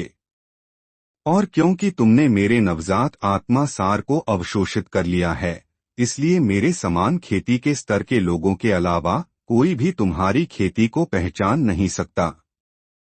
इसके अलावा तुम्हारे हाथों में स्वर्ग विरोधी मन का हेवन डिफाइंग बीड है, तो तुम्हें किस बात का डर है? जब यह मन का खेती गठबंधन कल्टिवेशन अलायंस में प्रकट हुआ था, तो इसे प्राप्त करने में मुझे कठिन प्रयास करना पड़ा था, जिसके परिणामस्वरूप मेरा शरीर चला गया। अगर मैं इस मनके में भाग नहीं जाता, तो मेरी आत्मा नष्ट हो जाती। मूल रूप से मैं उपयोग करने के लिए दूसरा शरीर खोजना चाहता था, लेकिन यह शापित स्वर्ग विरोधी मन का ऐसा लगता है कि अगर कोई बिना शरीर के इसमें प्रवेश करता है तो वे बाहर नहीं निकल सकते। मैं तुमसे झूठ नहीं बोलूंगा। जब मैंने तुम्हें पहली बार देखा तो मैं तुम्हारे शरीर पर कब्जा करना चाहता था, लेकिन यह स्वर्ग विरोधी मन का एक पिंजरे की तरह है जो मुझे बाहर निकलने से रोकता है। मैंने इस मनके का कई सालों तक अध्ययन किया, इसके कई प्रभावों का उपयोग करने और मुझे रिहा करने के लिए इस मनके का एक मालिक होना चाहिए। जब मैंने यह मनका प्राप्त किया तो मेरा पीछा किया जा रहा था, लेकिन मुझे इसका अध्ययन करने के लिए कुछ समय मिला। एक मालिक को पहचानने से पहले इसे धातु, लकड़ी, पानी, आग और पृथ्वी के 5 तत्वों के सार एसेंस को अवशोषित करना चाहिए। लेकिन तब भी मालिक को आत्मा परिवर्तन तक पहुंचना होगा, तभी वे मुझे यहां से बाहर निकाल सकते हैं। छोटे बच्चे, थोड़ी दया दिखाओ और तेजी से खेती करो। फिर मुझे उपयोग करने के लिए एक अच्छा शरीर खोजने में मदद करो। मैं सीतू नैन तुम्हारी दयालुता को याद रखूंगा और मेरे संरक्षण के साथ तुम एक सुरक्षित और आरामदायक जीवन जी सकते हो। अंत में सीतू नान का लहजा पहले जैसा आक्रामक नहीं था, बल्कि अफसोस से भरा था।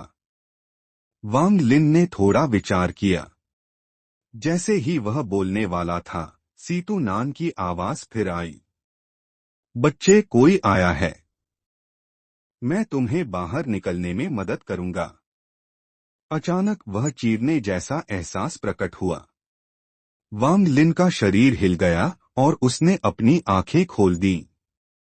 उसने अपना दिव्य बोध बाहर भेजा और 2 शिष्यों को पाया, एक पुरुष और एक महिला, चुपचाप वांग लिन की दिशा में चल रहे थे। वांग लिन से लगभग 30 मीटर दूर दोनों रुक गए और एक दूसरे को चूमने और छेड़ने लगे। जल्द ही उन दोनों ने अपने सारे कपड़े उतार दिए और उनकी आहें आसपास गूंजने लगीं। वांग लिन इन दोनों शिष्यों से बहुत परिचित था। वे दोनों पीछे के पहाड़ के थे। उसने जिज्ञासा से उन्हें कुछ देर तक देखा, खासकर महिला शिष्य को, इससे पहले कि वह अनिच्छा से वहां से चला गया। घर वापस आकर वांग लिन ने सीतू नान ने जो कहा था उसके बारे में सोचा। वांग लिन को उनकी बातों पर पूरी तरह से विश्वास नहीं था, लेकिन उसने वास्तव में सीखा कि खेती की दुनिया कैसे काम करती है। वांग लिन को विश्वास नहीं था कि वह उन चीजों के बारे में झूठ बोलेंगे। 2 संप्रदायों का विनिमय। 3 दिन बाद हेंग यू संप्रदाय, हेंग यूए सेक्ट और श्वान दाओ संप्रदाय, एक्सयूएन दाओ सेक्ट के बीच विनिमय आधिकारिक तौर पर शुरू हुआ। यह दोनों संप्रदायों के बीच एक पुरानी परंपरा थी, इसलिए इसमें बहुत अधिक तड़क भड़क नहीं थी। स्थान हेंग यू संप्रदाय की देवदार पर्वत चोटी, पाइन पीक माउंटेन पर निर्धारित किया गया था। एक मेहराबदार पत्थर का पुल पहाड़ की 2 चोटियों को जोड़ता था। वांग लिन ने देवदार चोटी पर्वत को दूर से देखा था, लेकिन बादलों के कारण कभी साफ नजर नहीं पा सका था। देवदार चोटी पर्वत हेंग यू संप्रदाय के महत्वपूर्ण स्थानों में से एक था। इसमें पीछे के पहाड़ की तरह उच्च आध्यात्मिक ऊर्जा घनत्व था, और यह वह जगह थी जहां 2 कोर गठन कोर फॉर्मेशन के बुजुर्ग खेती करने जाते थे। देवदार चोटी के शीर्ष पर इस विनिमय के लिए एक विशाल पत्थर का मंच तैयार किया गया था। यह सफेद जेड के 8 बड़े स्तंभों से घिरा हुआ था, जिन पर हेंग यू संप्रदाय का 500 वर्षों का इतिहास उकेरा गया था। यहां पहुंचने पर सफेद जेड के स्तंभों से एक राजसी हवा विकीर्ण हुई और तुरंत हत्या के इरादे किलिंग इंटेंट में बदल गई, जिसने हड्डियों को भेद दिया। मित्र हुआंग लोंग, हर बार जब मैं इन सफेद जेड स्तंभों को देखता हूं तो यह अलग महसूस होता है। कोई आश्चर्य नहीं कि यह झाओ के खेती देश का एक खजाना है। बूढ़े आदमी ओयांग ने आह भरी और हत्या के इरादे को नष्ट करने के लिए अपना हाथ हिलाया। उनके पीछे श्वान दाओ संप्रदाय के सभी शिष्य हैरान थे। उस क्षण में हत्या के इरादे ने उन्हें ऐसा महसूस कराया जैसे वे एक युद्ध के मैदान में प्रवेश कर चुके हों। उन्हें लगा जैसे वे इस भावना से कुचले जा रहे हैं जब तक कि बुजुर्ग ओयांग ने इसे छितरा नहीं दिया। सहकर्मी कृषक ओयांग, यह एक खजाना है जिसे हमारे संस्थापक ने व्यक्तिगत रूप से बनाया था। सफेद स्तंभों के 100 मीटर के भीतर किसी भी गैरहेंग यू संप्रदाय के शिष्य पर हत्या के इरादे का दबाव पड़ेगा। मेरा मानना है कि बुजुर्ग ओयांग समझते हैं, इसलिए कृपया हमें क्षमा करें। हुआंग लोंग का चेहरा शांत रहा। उसके हाथ ने एक मुहर बनाई और एक कोमल रोशनी सफेद जेड स्तंभों से निकली। बड़े हाथों की तरह रोशनी ने चोटी को ढकने वाले बादलों को दूर कर दिया। हत्या का इरादा भी गायब हो गया। उसके सामने सभी भीतरी शिष्यों ने अपनी उंगलियां चटकाईं। बुजुर्ग ओयांग मुड़े और अन्य 2 बुजुर्गों से बात की, फिर कहा, कोई चिंता नहीं। पुराने नियमों के अनुसार हम पहले व्यक्ति को भेजेंगे। लियू फेंग, तुम जाओ। लियू फेंग वह पुरुष था जिसके पास शुद्ध जल आत्मा जड़े प्योर वाटर स्पिरिट रूट्स थीं। वह मुस्कुराया, फिर गहरी सांस ली और बिजली की तरह मंच पर पहुंचा। उसने साफ आवाज में कहा, श्वान दाओ संप्रदाय का लियू फेंग हेंग यू संप्रदाय से मार्गदर्शन मांगता है। वांग लिन अपनी पीठ पर उड़ने वाली तलवार के साथ अपने लाल शिष्य के कपड़े पहने हुए सन दाजू के पीछे खड़ा था। वह काफी राजसी लग रहा था। सन दाजू अपने शिष्य के रूप से बहुत संतुष्ट थे। जब से वांग लिन तीसरी परत तक पहुंचा था, जब भी उन्होंने वांग लिन को देखा तो वे पहले की तरह परेशान नहीं होते थे। हालांकि वे वांग लिन को पसंद करने से बहुत दूर थे, पर कम से कम उन्होंने वांग लिन को अपने शिष्य के रूप में देखना शुरू कर दिया था। बेशक यह सब इस बात पर निर्भर करता था कि वांग लिन तीसरी परत से आगे निकल पाता है या नहीं। अगर 8 से 10 साल बाद वांग लिन अभी भी तीसरी परत पर फंसा रहा तो सन दाजू शायद वांग लिन से फिर नफरत करने लगेंगे। इन 3 दिनों में वांग लिन लगभग कभी घर से बाहर नहीं निकला। उसने अपना अधिकांश समय स्वप्न लोक में सीतू नान से बात करने में बिताया। कई बातचीत के बाद वह सीतू नान के बारे में कुछ समझ पाया। सीतू नान सुजाकू के 6ठे दर्जे के देश का नंबर 1 विशेषज्ञ था। उसकी खेती एक अकल्पनीय स्तर पर थी। वह किसी को भी मार देगा जो उसे परेशान करेगा, वह जो चाहेगा चुरा लेगा, और वह अत्यधिक अभिमानी था। लियू फेंग के प्रकट होने के कारण दृश्य बहुत शांत हो गया। संप्रदाय प्रमुख हुआंग लोंग ने लियू फेंग की ओर देखा और कहा, झाओ लोंग, तुम जाओ। झाओ लोंग एक बहुत शांत शिष्य था। वह उन शिष्यों में से एक था जो गहन प्रशिक्षण के बाद 6ठी परत तक पहुंचे थे। हेंग यू संप्रदाय ने पहले दौर में 6ठी परत के एक शिष्य को भेजा। यह विनिमय में एक दुर्लभ घटना थी। बुजुर्ग ओयांग को कोई आपत्ति नहीं थी और उन्होंने कहा, लियू फेंग, इस लड़ाई के लिए मैं तुम्हें अपनी 50% शक्ति का उपयोग करने की अनुमति देता हूं। जैसे ही उन्होंने ये शब्द कहे, हेंग यू संप्रदाय के लोगों के भाव बदल गए। क्या लियू फेंग वास्तव में 6ठी परत के शिष्य के खिलाफ भी अपनी पूरी ताकत का उपयोग करने के लिए पाबंदी महसूस कर रहा है? इस विनिमय का परिणाम क्या होगा? अध्याय 48 विनिमय 2। बहुत दिखावा। शिष्य भाई झाओ, इसे मारो और संप्रदाय को गौरवान्वित करो। उस सुंदर चेहरे को देखने दो कि हमारा हेंग यू संप्रदाय कितना शक्तिशाली है। जाओ भाई जाओ। यह श्वान दाओ संप्रदाय बहुत घमंडी है। भाई जाओ, तुम्हें इसे दयनीय दिखाना होगा। उन्होंने 50% शक्ति का उपयोग करने जैसी बात कहने की भी हिम्मत की। श्वान दाओ संप्रदाय बहुत चालाक है। हारने पर उनके पास पहले से ही बहाना तैयार है। मैं देख रहा हूं भाई जाओ। जाओ। हेंग यू संप्रदाय के सभी शिष्य भड़क उठे। श्वान दाओ संप्रदाय के बुजुर्ग के उन शब्दों ने उनके आत्मसम्मान को ठेस पहुंचाई थी। हेंग यू संप्रदाय के बुजुर्गों के चेहरे अंधेरे पड़ गए। वे चुप रहे, लेकिन उनकी आंखें ठंडी हो गईं और श्वान दाओ संप्रदाय की ओर उनकी नजरें कम दोस्ताना हो गईं। सन दाजू हंसे। उन्होंने मुस्कुराते हुए वांग लिन से फुसफुसाकर कहा, शिष्य, इसे ध्यान से देखो। यह विनिमय पहले से अधिक तीव्र होगा। यह पहली बार है जब श्वान दाओ संप्रदाय ने इतना घमंडी होने की हिम्मत की है।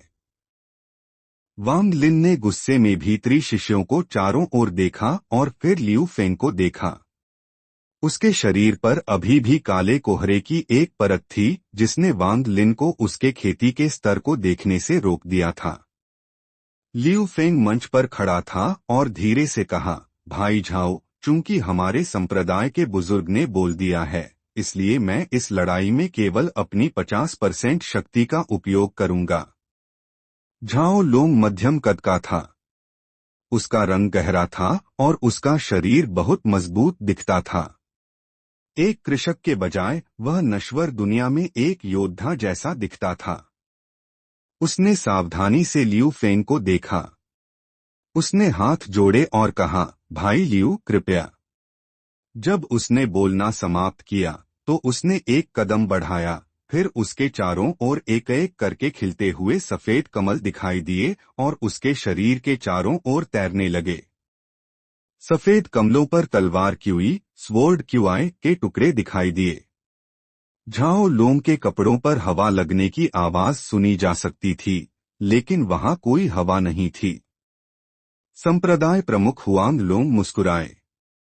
झाओ लोंग की कमल ब्लेड पहले ही मध्य स्तर मिड रैंक तक पहुंच चुकी है। बहुत अच्छा। लाल चेहरे वाले बुजुर्ग ने गर्व से एक तरफ कहा, हाँ हाँ, संप्रदाय प्रमुख, झांग लोंग मेरा पसंदीदा शिष्य है। उसकी प्रतिभा बहुत अच्छी है और वह बहुत मेहनती है। यह कमल ब्लेड उसने खुद तलवार मंडप स्वॉर्ड पवेलियन से चुना था। 5 साल के बाद वह पहले ही मध्य स्तर तक पहुंच चुका है। बुजुर्ग सु मुस्कुराए और आसपास के शिष्यों से कहा, कमल ब्लेड अपनी हमला शक्ति के लिए जाना जाता है। आप भीतरी शिष्यों को उससे सीखने के लिए इस अवसर का उपयोग करना चाहिए। वांग जुओ ने अपनी आंखें संकीर्ण कर लीं। उसने अपने चेहरे पर इसे दिखाया नहीं, लेकिन उसने सोचा, कमल ब्लेड, मैं भी इसे जानता हूं। मुझे 5 साल दो और मैं उससे ज्यादा मजबूत हो जाऊंगा। भाई झाओ आमतौर पर इतना शांत रहता है। मुझे उम्मीद नहीं थी कि वह कमल ब्लेड के साथ पहले ही ऐसे स्तर पर पहुंच चुका है। सन हाओ ने गुप्त रूप से ईर्ष्या की और ध्यान से देखा। मंच पर झाओ लोंग ने चिल्लाया, भाई लियू, मेरी यह कमल ब्लेड बहुत शक्तिशाली है। तुम्हें सावधान रहना होगा। उस क्षण झाओ लोंग के चारों ओर तैरते हुए कमल तेजी से घूमने लगे और तलवार क्यूई की बारिश लियू फेंग पर हुई। लियू फेंग का भाव शांत बना रहा। वह तेजी से पीछे हटा और अपने हाथ से एक चिन्ह बनाया और चिल्लाया, जल पर्दा, वाटर स्क्रीन। उस क्षण आसमान अंधेरा हो गया और प्रकाश के कण दिखाई दिए। वे पानी की बूंदें थीं। पानी की बूंदें लियू फेंग के सामने बिजली की तरह इकट्ठी हुईं, जिससे पानी का एक पर्दा बन गया। यह इंद्रधनुषी रंग में चमका और बहुत सुंदर लग रहा था। बुजुर्ग ओयांग ने मंद मुस्कान दी और अपने पीछे के शिष्यों से कहा, हेंग यू संप्रदाय की कमल ब्लेड महारत हासिल करने के लिए एक बहुत कठिन तकनीक है।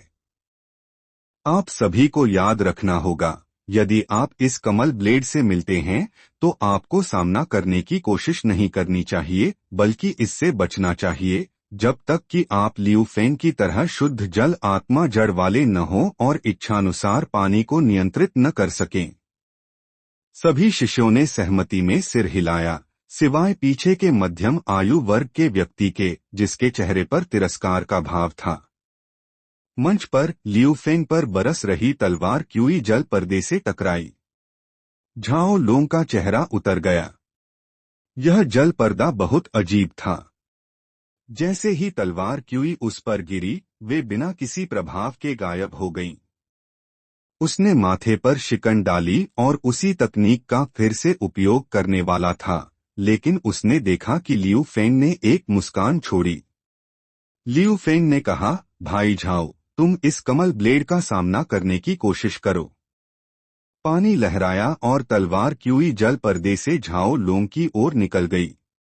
वही तकनीक, वही तलवार क्यूई। झाओ लोंग का भाव बदल गया। वह तेजी से पीछे हटा, लेकिन तलवार क्यूई बहुत तेज थी। उसने अपने दांत पीसे और अपनी धारण करने वाली थैली बैग ऑफ होल्डिंग से पीले तावीज येलो टैलिस्मान्स बाहर फेंक दिए। पीले तावीज बिना किसी आग के चमक उठे और एक काला कोहरा बन गए। तलवार क्यूई काले कोहरे पर गिरी और गायब हो गई। काले कोहरे ने गायब होने से पहले अधिकांश तलवार क्यूई को रोकने में कामयाबी हासिल की, लेकिन कुछ तलवार क्यूई फिर भी उससे गुजर गई और झाओ लोंग के शरीर को छेदा। झाओ लोंग को तलवार क्यूई द्वारा हवा में उछाल दिया गया। वह हवा में उड़ते हुए खून खांसने लगा। वह अंततः जमीन पर जा गिरा। थोड़ी देर संघर्ष करने के बाद वह उठ नहीं पाया। उसके पूरे शरीर में कई छोटे छेद थे, हालांकि उनमें से कोई भी गंभीर नहीं था, इसलिए वह किसी भी जानलेवा खतरे में नहीं था। लियू फेंग के चेहरे पर एक बहुत गर्व का भाव था। वह मंच से उतरा और कहा, शिष्य ने शिक्षक की बात मानी और जल वापसी वाटर रिबाउंड पर अपनी 50% शक्ति का ही उपयोग किया। लाल चेहरे वाला बुजुर्ग तेजी से आगे बढ़ा। उसका शरीर एक लाल कोहरे में बदल गया और झाओ लोंग के शरीर के पास उतरा। उसका भाव अंधेरा हो गया क्योंकि उसने झाओ लोंग के शरीर पर कुछ बार थपथपाया और उसे कुछ कीमती गोलियां खिलाईं। उसके बाद उसने कहा, बहुत अच्छी जल पर्दा परावर्तन वाटर स्क्रीन रिफ्लेक्ट। केवल 8वीं परत या उससे ऊपर का कोई व्यक्ति ही इसे तोड़ सकता है। मेरा शिष्य अभी इतना मजबूत नहीं है, इसलिए हार सामान्य है। एक एक करके श्वान दाओ संप्रदाय के शिष्यों ने खुशी के भाव प्रकट किए क्योंकि वे आपस में बात कर रहे थे। केवल 6ठी परत का शिष्य और वह सोचता है कि वह भाई लियू फेंग से लड़ सकता है। मुझे तुरंत पता था कि हम पहला दौर जीतने वाले हैं। एकदम सच। भाई लियू का जल पर्दा बहुत शक्तिशाली है, यहाँ तक कि बुजुर्ग भी इसकी तारीफ करते नहीं थकते। अगर वे सोचते हैं कि वे इसे तोड़ सकते हैं, तो वे सपना देख रहे होंगे। सच है। हेंग यू संप्रदाय के शिष्य साल दर साल कमजोर होते जा रहे हैं। इन पिछले कुछ दिनों में मैंने भीतरी संप्रदाय के शिष्यों की जांच की और उनमें से कोई भी हमारे लिए खतरा नहीं है। यह पूरी तरह से सच नहीं है। हेंग यू संप्रदाय के बैंगनी कपड़े पहने हुए शिष्य अभी तक प्रकट नहीं हुए हैं। मैंने बुजुर्ग से सुना है कि वे हेंग यू संप्रदाय के मुख्य शिष्य कोर डिसाइपल्स हैं। श्वान दाओ संप्रदाय ने पहले ही राउंड में अपनी श्रेष्ठता साबित कर दी है। अब जब हेंग यू संप्रदाय के मुख्य शिष्यों का उल्लेख किया गया है, तो क्या वे अब मंच पर आएंगे और अपने संप्रदाय का गौरव वापस लाएंगे? अध्याय 49 विनिमय 3। श्वान दाओ संप्रदाय के शिष्यों की तरह हेंगयू संप्रदाय के सभी शिष्य भी पिछले 20 वर्षों में शामिल हुए थे और उन्होंने पहले कभी ऐसा खूनी दृश्य नहीं देखा था। वे सभी चुप रहे और उनके दिलों में असुविधा महसूस हुई। संप्रदाय प्रमुख हुआंग लोंग का भाव उदासी भरा रहा। वह बहुत देर तक चुप रहे। वह आसानी से देख सकते थे कि यह लियू फेंग छठी परत पर था, लेकिन उम्मीद नहीं थी कि उसके पास ऐसी शक्तिशाली तकनीक होगी। उसका जल पर्दा तब तक तोड़ा नहीं जा सकता जब तक कि हमलावर कम से कम 8वीं परत पर न हो।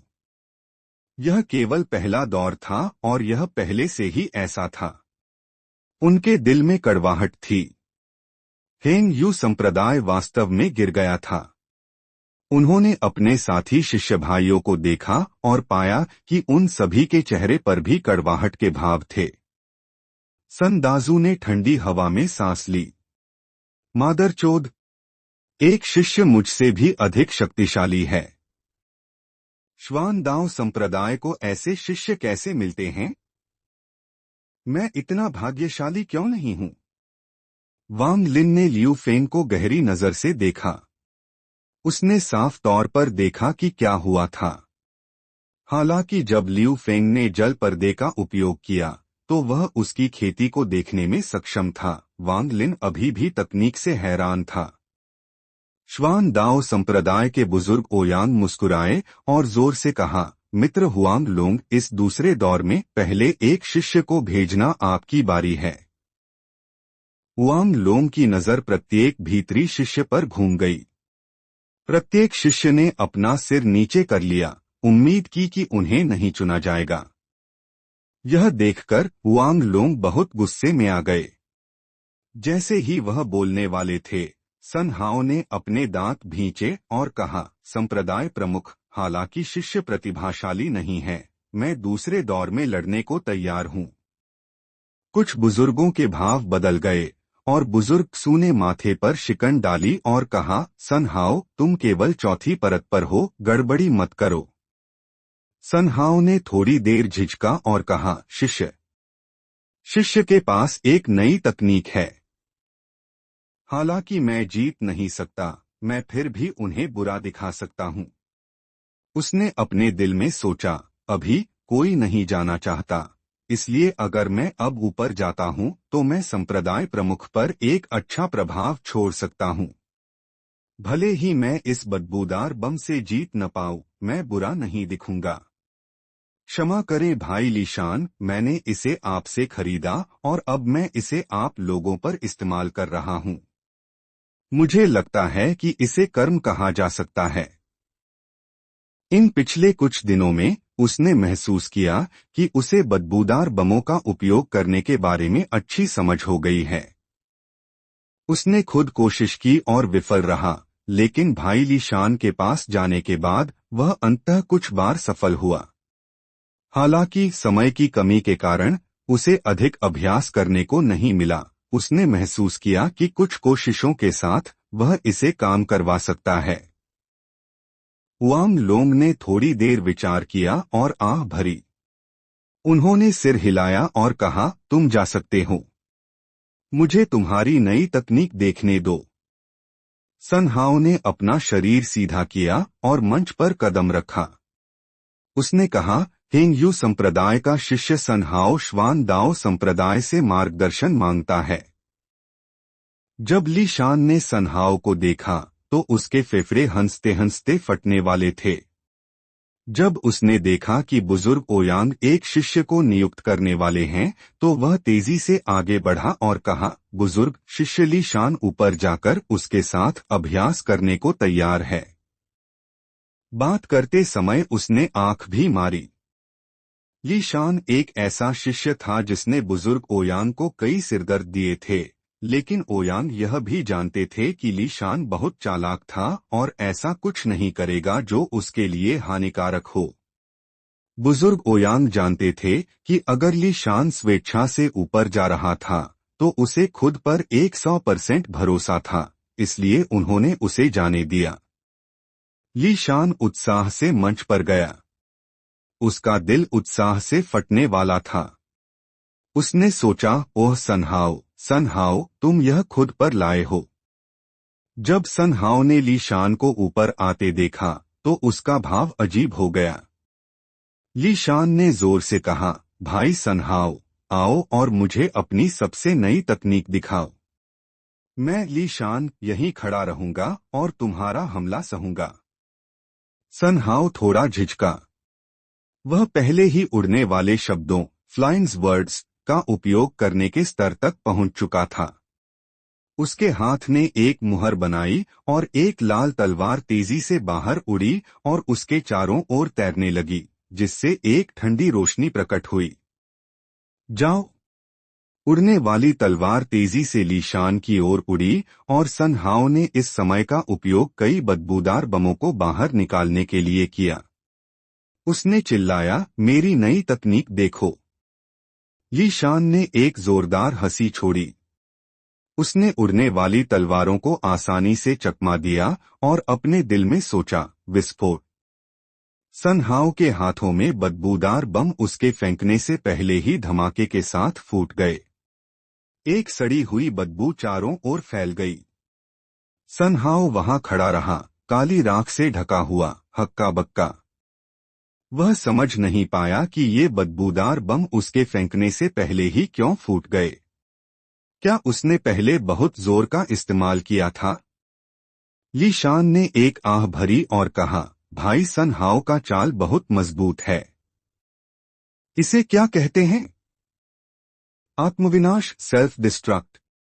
मैंने तुम्हें पहले ही बताया था, तुम्हें बदबूदार बम के साथ सावधान रहने की जरूरत है, लेकिन तुमने उन्हें पकड़ने में बहुत जोर का इस्तेमाल किया और वे फूट गए।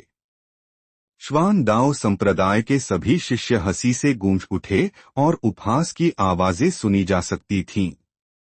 यहाँ तक कि हेंग यू संप्रदाय के शिष्य भी हंसना चाहते थे, लेकिन उन्होंने हिम्मत नहीं की क्योंकि इससे बुजुर्ग गुस्से हो सकते थे। हुआंग लोंग ने गुस्से से अपना हाथ हिलाया।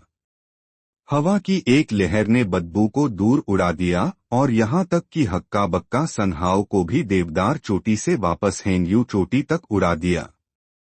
बुजुर्ग ओयांग मुस्कुराए और कहा, उस सनहाओ ने अपनी तकनीक का गलत इस्तेमाल किया, इसलिए हम उसकी असली ताकत नहीं जानते। आइए इसे ड्रॉ कहें। बोलने के बाद उन्होंने ली शान को एक सराहनीय नजर दी। हुआंग लोंग ने निराशा में कहा, हार हार होती है। यह ड्रॉ कैसे है? जारी रखो। बुजुर्ग ओयांग हंसे और कहा, 500 साल पहले के सबसे बड़े संप्रदाय से कम नहीं। क्सुमू, तुम ऊपर जाओ। श्वान दाओ संप्रदाय से एक शिष्य बाहर निकला। वह लगभग 24 से 25 साल का था। उसने मंच पर अपने हाथ जोड़े और कुछ नहीं कहा। हुआंग लोंग ने किसी भी भीतरी शिष्य को नहीं बुलाया, बल्कि जेड़ का एक टुकड़ा निकाला और धीरे से उसे कुचल दिया। जिस पल इसे कुचला गया, मंच पर नीली रोशनी की एक चमक दिखाई दी। चमकती नीली रोशनी से 3 लोग बाहर निकले।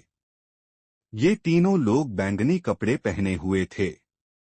जिस क्षण वे तीनों प्रकट हुए, उन्होंने एक बहुत मजबूत दबाव जारी किया जिसने भीतरी शिष्यों को हैरान कर दिया।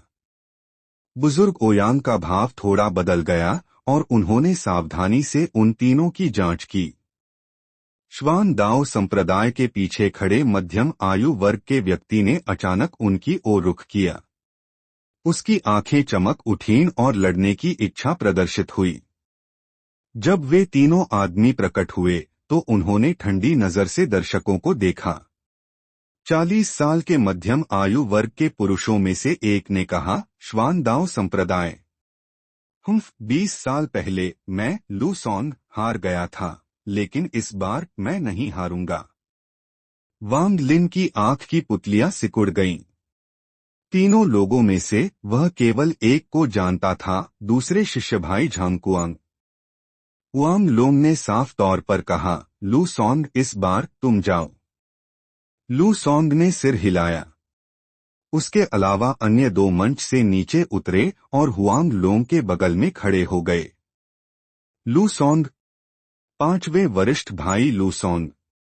मैंने सुना था कि वह 20 साल पहले छठी परत पर थे।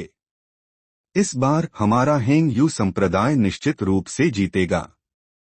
लूसोंग के प्रवेश के साथ हेंग यू संप्रदाय को अब एक मजबूत उम्मीदवार मिल गया है। क्या वह श्वान दाओ संप्रदाय के क्सुमो को हरा पाएगा और अपने संप्रदाय के सम्मान को वापस ला पाएगा? अध्याय 50 विनिमय 4। वह लूसोंग हैं। मैंने बुजुर्गों से सुना है कि वह हेंग यू संप्रदाय में नंबर 1 प्रतिभा हैं। श्वान दाओ संप्रदाय निश्चित रूप से हारने वाला है। पांचवें वरिष्ठ भाई जाओ, मैं आपके उदाहरण का पालन करूंगा। हेंग यू संप्रदाय के सभी शिष्यों ने उत्साह के साथ जयकार की। पहले 2 हारों से उन्होंने जो आत्मविश्वास खो दिया था वह वापस आने लगा था। कुछ महिला शिष्याएं प्रेम में पड़ गईं और लूसोंग पर निर्भर महसूस करने लगीं। हुआंग लोंग भी धीमा सा मुस्कुराए। उन्होंने सोचा कि चूंकि लूसोंग इस बार बाहर आ गए हैं तो वह यह दौर निश्चित रूप से जीतेंगे। वांग जो ने ईर्ष्या से लूसोंग को देखा और धीरे से नाक सिकोड़ी। यहां तक कि श्वान दाओ संप्रदाय के शिष्य भी हैरानी से भर गए थे। लूसोंग की प्रसिद्धि कुछ ऐसी थी जिसके बारे में उन्होंने पिछले 20 सालों में बड़े होने के दौरान सुना था। हालांकि लूसोंग अंतः विनिमय में हार गए थे, फिर भी उन्होंने बुजुर्गों के दिमाग में एक गहरी छाप छोड़ी थी। बुजुर्ग ओयांग का चेहरा अंधेरा हो गया। उन्होंने कहा, सुमो, मैं तुम्हें अपनी पूरी शक्ति का उपयोग करने के लिए पूर्वज की मुहर को हटाने की अनुमति देता हूं। सुमो का भाव गंभीर हो गया। उसने अपनी कमीज खोली और अपनी छाती पर एक पीले ताबीज का पता चला। हेंग यू संप्रदाय के बुजुर्ग हक्के बक्के रह गए। तावीज को ध्यान से देखने के बाद उन सभी ने हैरान भाव प्रकट किए। हुआंग लोंग ने पूछा, मित्र ओयांग, यह तावीज? बुजुर्ग ओयांग की आंखें चमक उठीं। उन्होंने उदासीनता से कहा, हुआंग लोंग, यह कुछ ऐसा है जिसे मैं तुम्हें किसी और समय समझाऊंगा। आज इस विनिमय में मैं एक और शर्त जोड़ूंगा। अगर हमारा श्वान दाओ संप्रदाय इस बार जीतता है तो तुम्हें हमें 500 सालों के लिए हेंग यू पर्वत उधार देना होगा। सबके भाव बदल गए। हुआंग लोंग ने अपनी आंखें संकीर्ण कर लीं और कहा, क्या आप मजाक कर रहे हैं, मित्र ओयांग? बुजुर्ग ओयांग ने सिर हिलाया। उन्होंने कहा, हुआंग लोंग, जैसा कि तुम देख सकते हो, यह ताबीज नवजात आत्मा नैसेंट सोल अवस्था के न होने वाले किसी व्यक्ति द्वारा नहीं बनाया जा सकता। सच कहूं तो श्वान दाओ संप्रदाय का एक पूर्वज चौथे दर्जे के देश के युद्ध के मैदान से वापस आया और मुझे बताया कि हेंगयू संप्रदाय के सभी पूर्वज मर चुके हैं। हुआंग लोंग का भाव बदल गया। बहुत देर तक विचार करने के बाद उन्होंने कहा, बुजुर्ग ओयांग, यह बकवास बंद करो, अन्यथा हेंगयू संप्रदाय को दया न दिखाने के लिए दोष मत देना। बुजुर्ग ओयांग मुस्कुराए और कहा, हमारे श्वान दाओ संप्रदाय ने अपनी दोस्ती के कारण अभी तक इस पर्वत को जबरदस्ती नहीं लिया है, इसलिए हम आप लोगों को इस विनिमय में एक निष्पक्ष मौका देंगे। अगर हेंगयू संप्रदाय इस बार जीतता है तो हम आप लोगों को छोड़ देंगे। मैंने अपना संदेश पहले ही दे दिया है। हुआंग लोंग, हमें इस विनिमय को जारी रखने दो।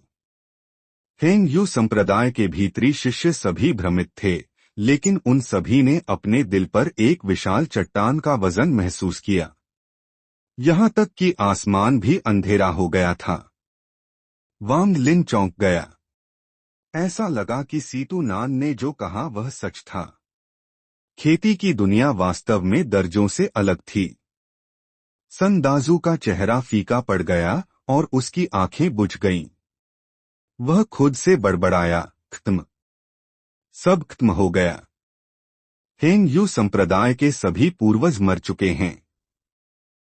पहले हम कम से कम अन्य संप्रदायों को डराने और मुश्किल से टिके रहने के लिए पूर्वजों पर भरोसा कर सकते थे, लेकिन अब जब पूर्वज मर चुके हैं तो सब खत्म हो गया है। लानत है, अगर 500 साल पहले चौथे दर्जे के देशों ने ड्रैगन स्टार को चुराने के लिए आक्रमण नहीं किया होता और इसके परिणामस्वरूप देश ने अपने सभी नवजात आत्मा कृषकों को दूर नहीं बुलाया होता, तो हेंगयू संप्रदाय इस स्थिति में नहीं होता। हुआंग लोंग ने अपने साथी भाइयों और भीतरी शिष्यों की असुविधा देखी। उन्होंने अपने दिल की अशांति को दबाया और चिल्लाया, हेंगयू संप्रदाय में सभी घबराना बंद करो। यह सच है या नहीं, इसकी जांच कोर गठन बुजुर्ग द्वारा की जाएगी। आप सभी किस बात की चिंता कर रहे हैं? लू सॉन्ग, विनिमय जारी रखो। मंच पर मौजूद लू सॉन्ग भी ओयांग के शब्दों से हैरान थे, लेकिन उन्होंने अपनी शांति वापस पा ली। उन्होंने अपना मुंह खोला और एक बैंगनी कोहरा थूका। कोहरा तब तक बढ़ा जब तक कि वह एक विशाल हाथ नहीं बन गया और क्सुमु की ओर झपटा। क्सुमु का भाव थोड़ा बदल गया। उसने एक शब्द भी नहीं कहा और अपनी धारण करने वाली थैली पर थपथपाया। 6 सुनहरी गेंदें बाहर उड़ी और हाथ की ओर गईं। लू सॉन्ग ठंडी मुस्कान दिए। उनके हाथ ने एक मुहर बनाई और विशाल हाथ हवा में हिला, जिससे एक बुरी हवा चली जिसने सुनहरी गेंदों को रास्ते से हटा दिया। इस बुरी हवा के कारण सुमु के शरीर में आध्यात्मिक ऊर्जा भी नियंत्रण से बाहर हो गई। उसने जल्दी से चिल्लाया, विस्फोट। 6 सुनहरी गेंदें एक साथ फूट गईं। विस्फोट ने सदमे की लहरें जारी की जिसने सभी दर्शकों को थोड़ा पीछे धकेल दिया। लू सॉन्ग ने नाक सिकोड़ी और मजाक उड़ाया, एक छोटी सी चाल। विशाल हाथ ने एक मुट्ठी बनाई। विस्फोट को नजरअंदाज करते हुए मुट्ठी तेजी से नीचे गिरी। क्सुमु का चेहरा पीला पड़ गया था। यह देखकर कि हाथ उस पर उतरने वाला था, उसने अपने दांत भींचे और एक पीले तावीज को बाहर निकाला। तावीज सादा लग रहा था। क्सुमु ने अपनी जीभ काटी और कुछ खून थूक दिया। हवा में खून का कोहरा तेजी से तरल में बदल गया और एक खून का अजगर बन गया। क्सुमु ने आंख भी नहीं झपकाई और अपने हाथ से एक मुहर बनाई। खून का अजगर मुड़ा और मुड़ गया। यह एक अजीब छवि में बदल गया जो तावीज पर अंकित हो गया। पीला तावीज अचानक एक चमकदार रोशनी में चमकने लगा, जैसे कि वह एक छोटा सूरज हो। मुट्ठी सबकी आंखों के सामने गायब हो गई। वांग लिन ने यह देखने के बाद वह चौंक गया। उसके पास भी उन तावीजों में से एक था। यह एक जादुई तावीज, मैजिक टैलिस्मान है। लू सॉन्ग ने माथे पर शिकन डाली। उसने अपनी आस्तीन हिलाई और 2 सफेद अजगर बाहर उड़े। सफेद अजगर एक बार चारों ओर उड़े और बिजली की गति से क्सुमु पर हमला किया। क्सुमु ने एक दयनीय हंसी छोड़ी। उसने अपनी सारी ऊर्जा का उपयोग विशाल मुट्ठी का विरोध करने के लिए किया जो उस पर गिर गई थी। उसके पास उन 2 सफेद अजगरों को रोकने के लिए कोई ऊर्जा नहीं थी।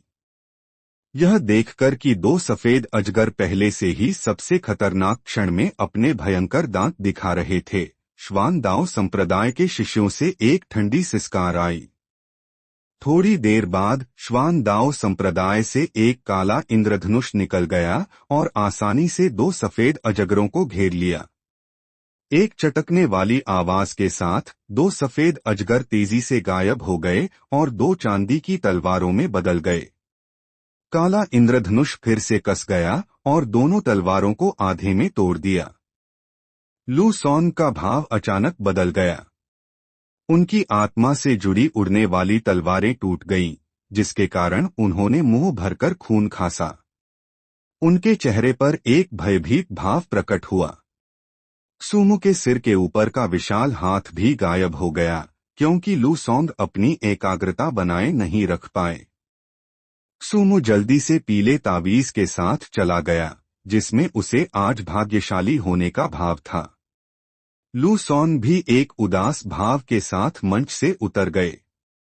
हुआंग लोंग का चेहरा उतर गया। उन्होंने चिल्लाया, श्वान दाओ संप्रदाय, बहुत आगे मत बढ़ो। उनके बगल के बुजुर्ग भी क्रोधित हो गए। कुछ अधिक चिड़चिड़े बुजुर्गों ने पहले ही अपने खजाने बाहर निकाल लिए, लड़ने के लिए तैयार थे। भीतरी शिष्यों ने भी देखा कि क्या हो रहा है और गुस्से में आ गए। बचे हुए 2 पीले कपड़े पहने शिष्यों ने श्वान दाओ संप्रदाय के पीछे खड़े मध्यम आयु वर्ग के व्यक्ति को देखा। यह वही था जिसने पहले वह ठंडी सिसकार छोड़ी थी। बुजुर्ग ओयांग पीछे मुड़े और मध्यम आयु वर्ग के व्यक्ति को देखा। उन्होंने सावधानी से मुस्कुराया और कहा, यह तीसरा दौर हेंगयू संप्रदाय ने जीत लिया है। जहां तक अभी जो हुआ, मैं बूढ़े आदमी ओयांग, और व्यर्थ शब्द मत कहो। यह हेंगयू संप्रदाय सिर्फ मामूली है। पीछे खड़ा मध्यम आयु वर्ग का व्यक्ति धीरे धीरे आगे बढ़ा। जैसे ही उसने एक कदम बढ़ाया, जमीन अचानक फट गई और दरार मंच तक पूरी तरह से फैल गई। क्या यह मध्यम आयु वर्ग का व्यक्ति श्वान दाओ संप्रदाय का कोई छिपा हुआ गुरु है? हेंगयू संप्रदाय पर अचानक उत्तराधिकार का यह प्रयास और पूर्वजों की मौत की खबर एक बड़े संकट का संकेत दे रही है। आगे क्या होगा?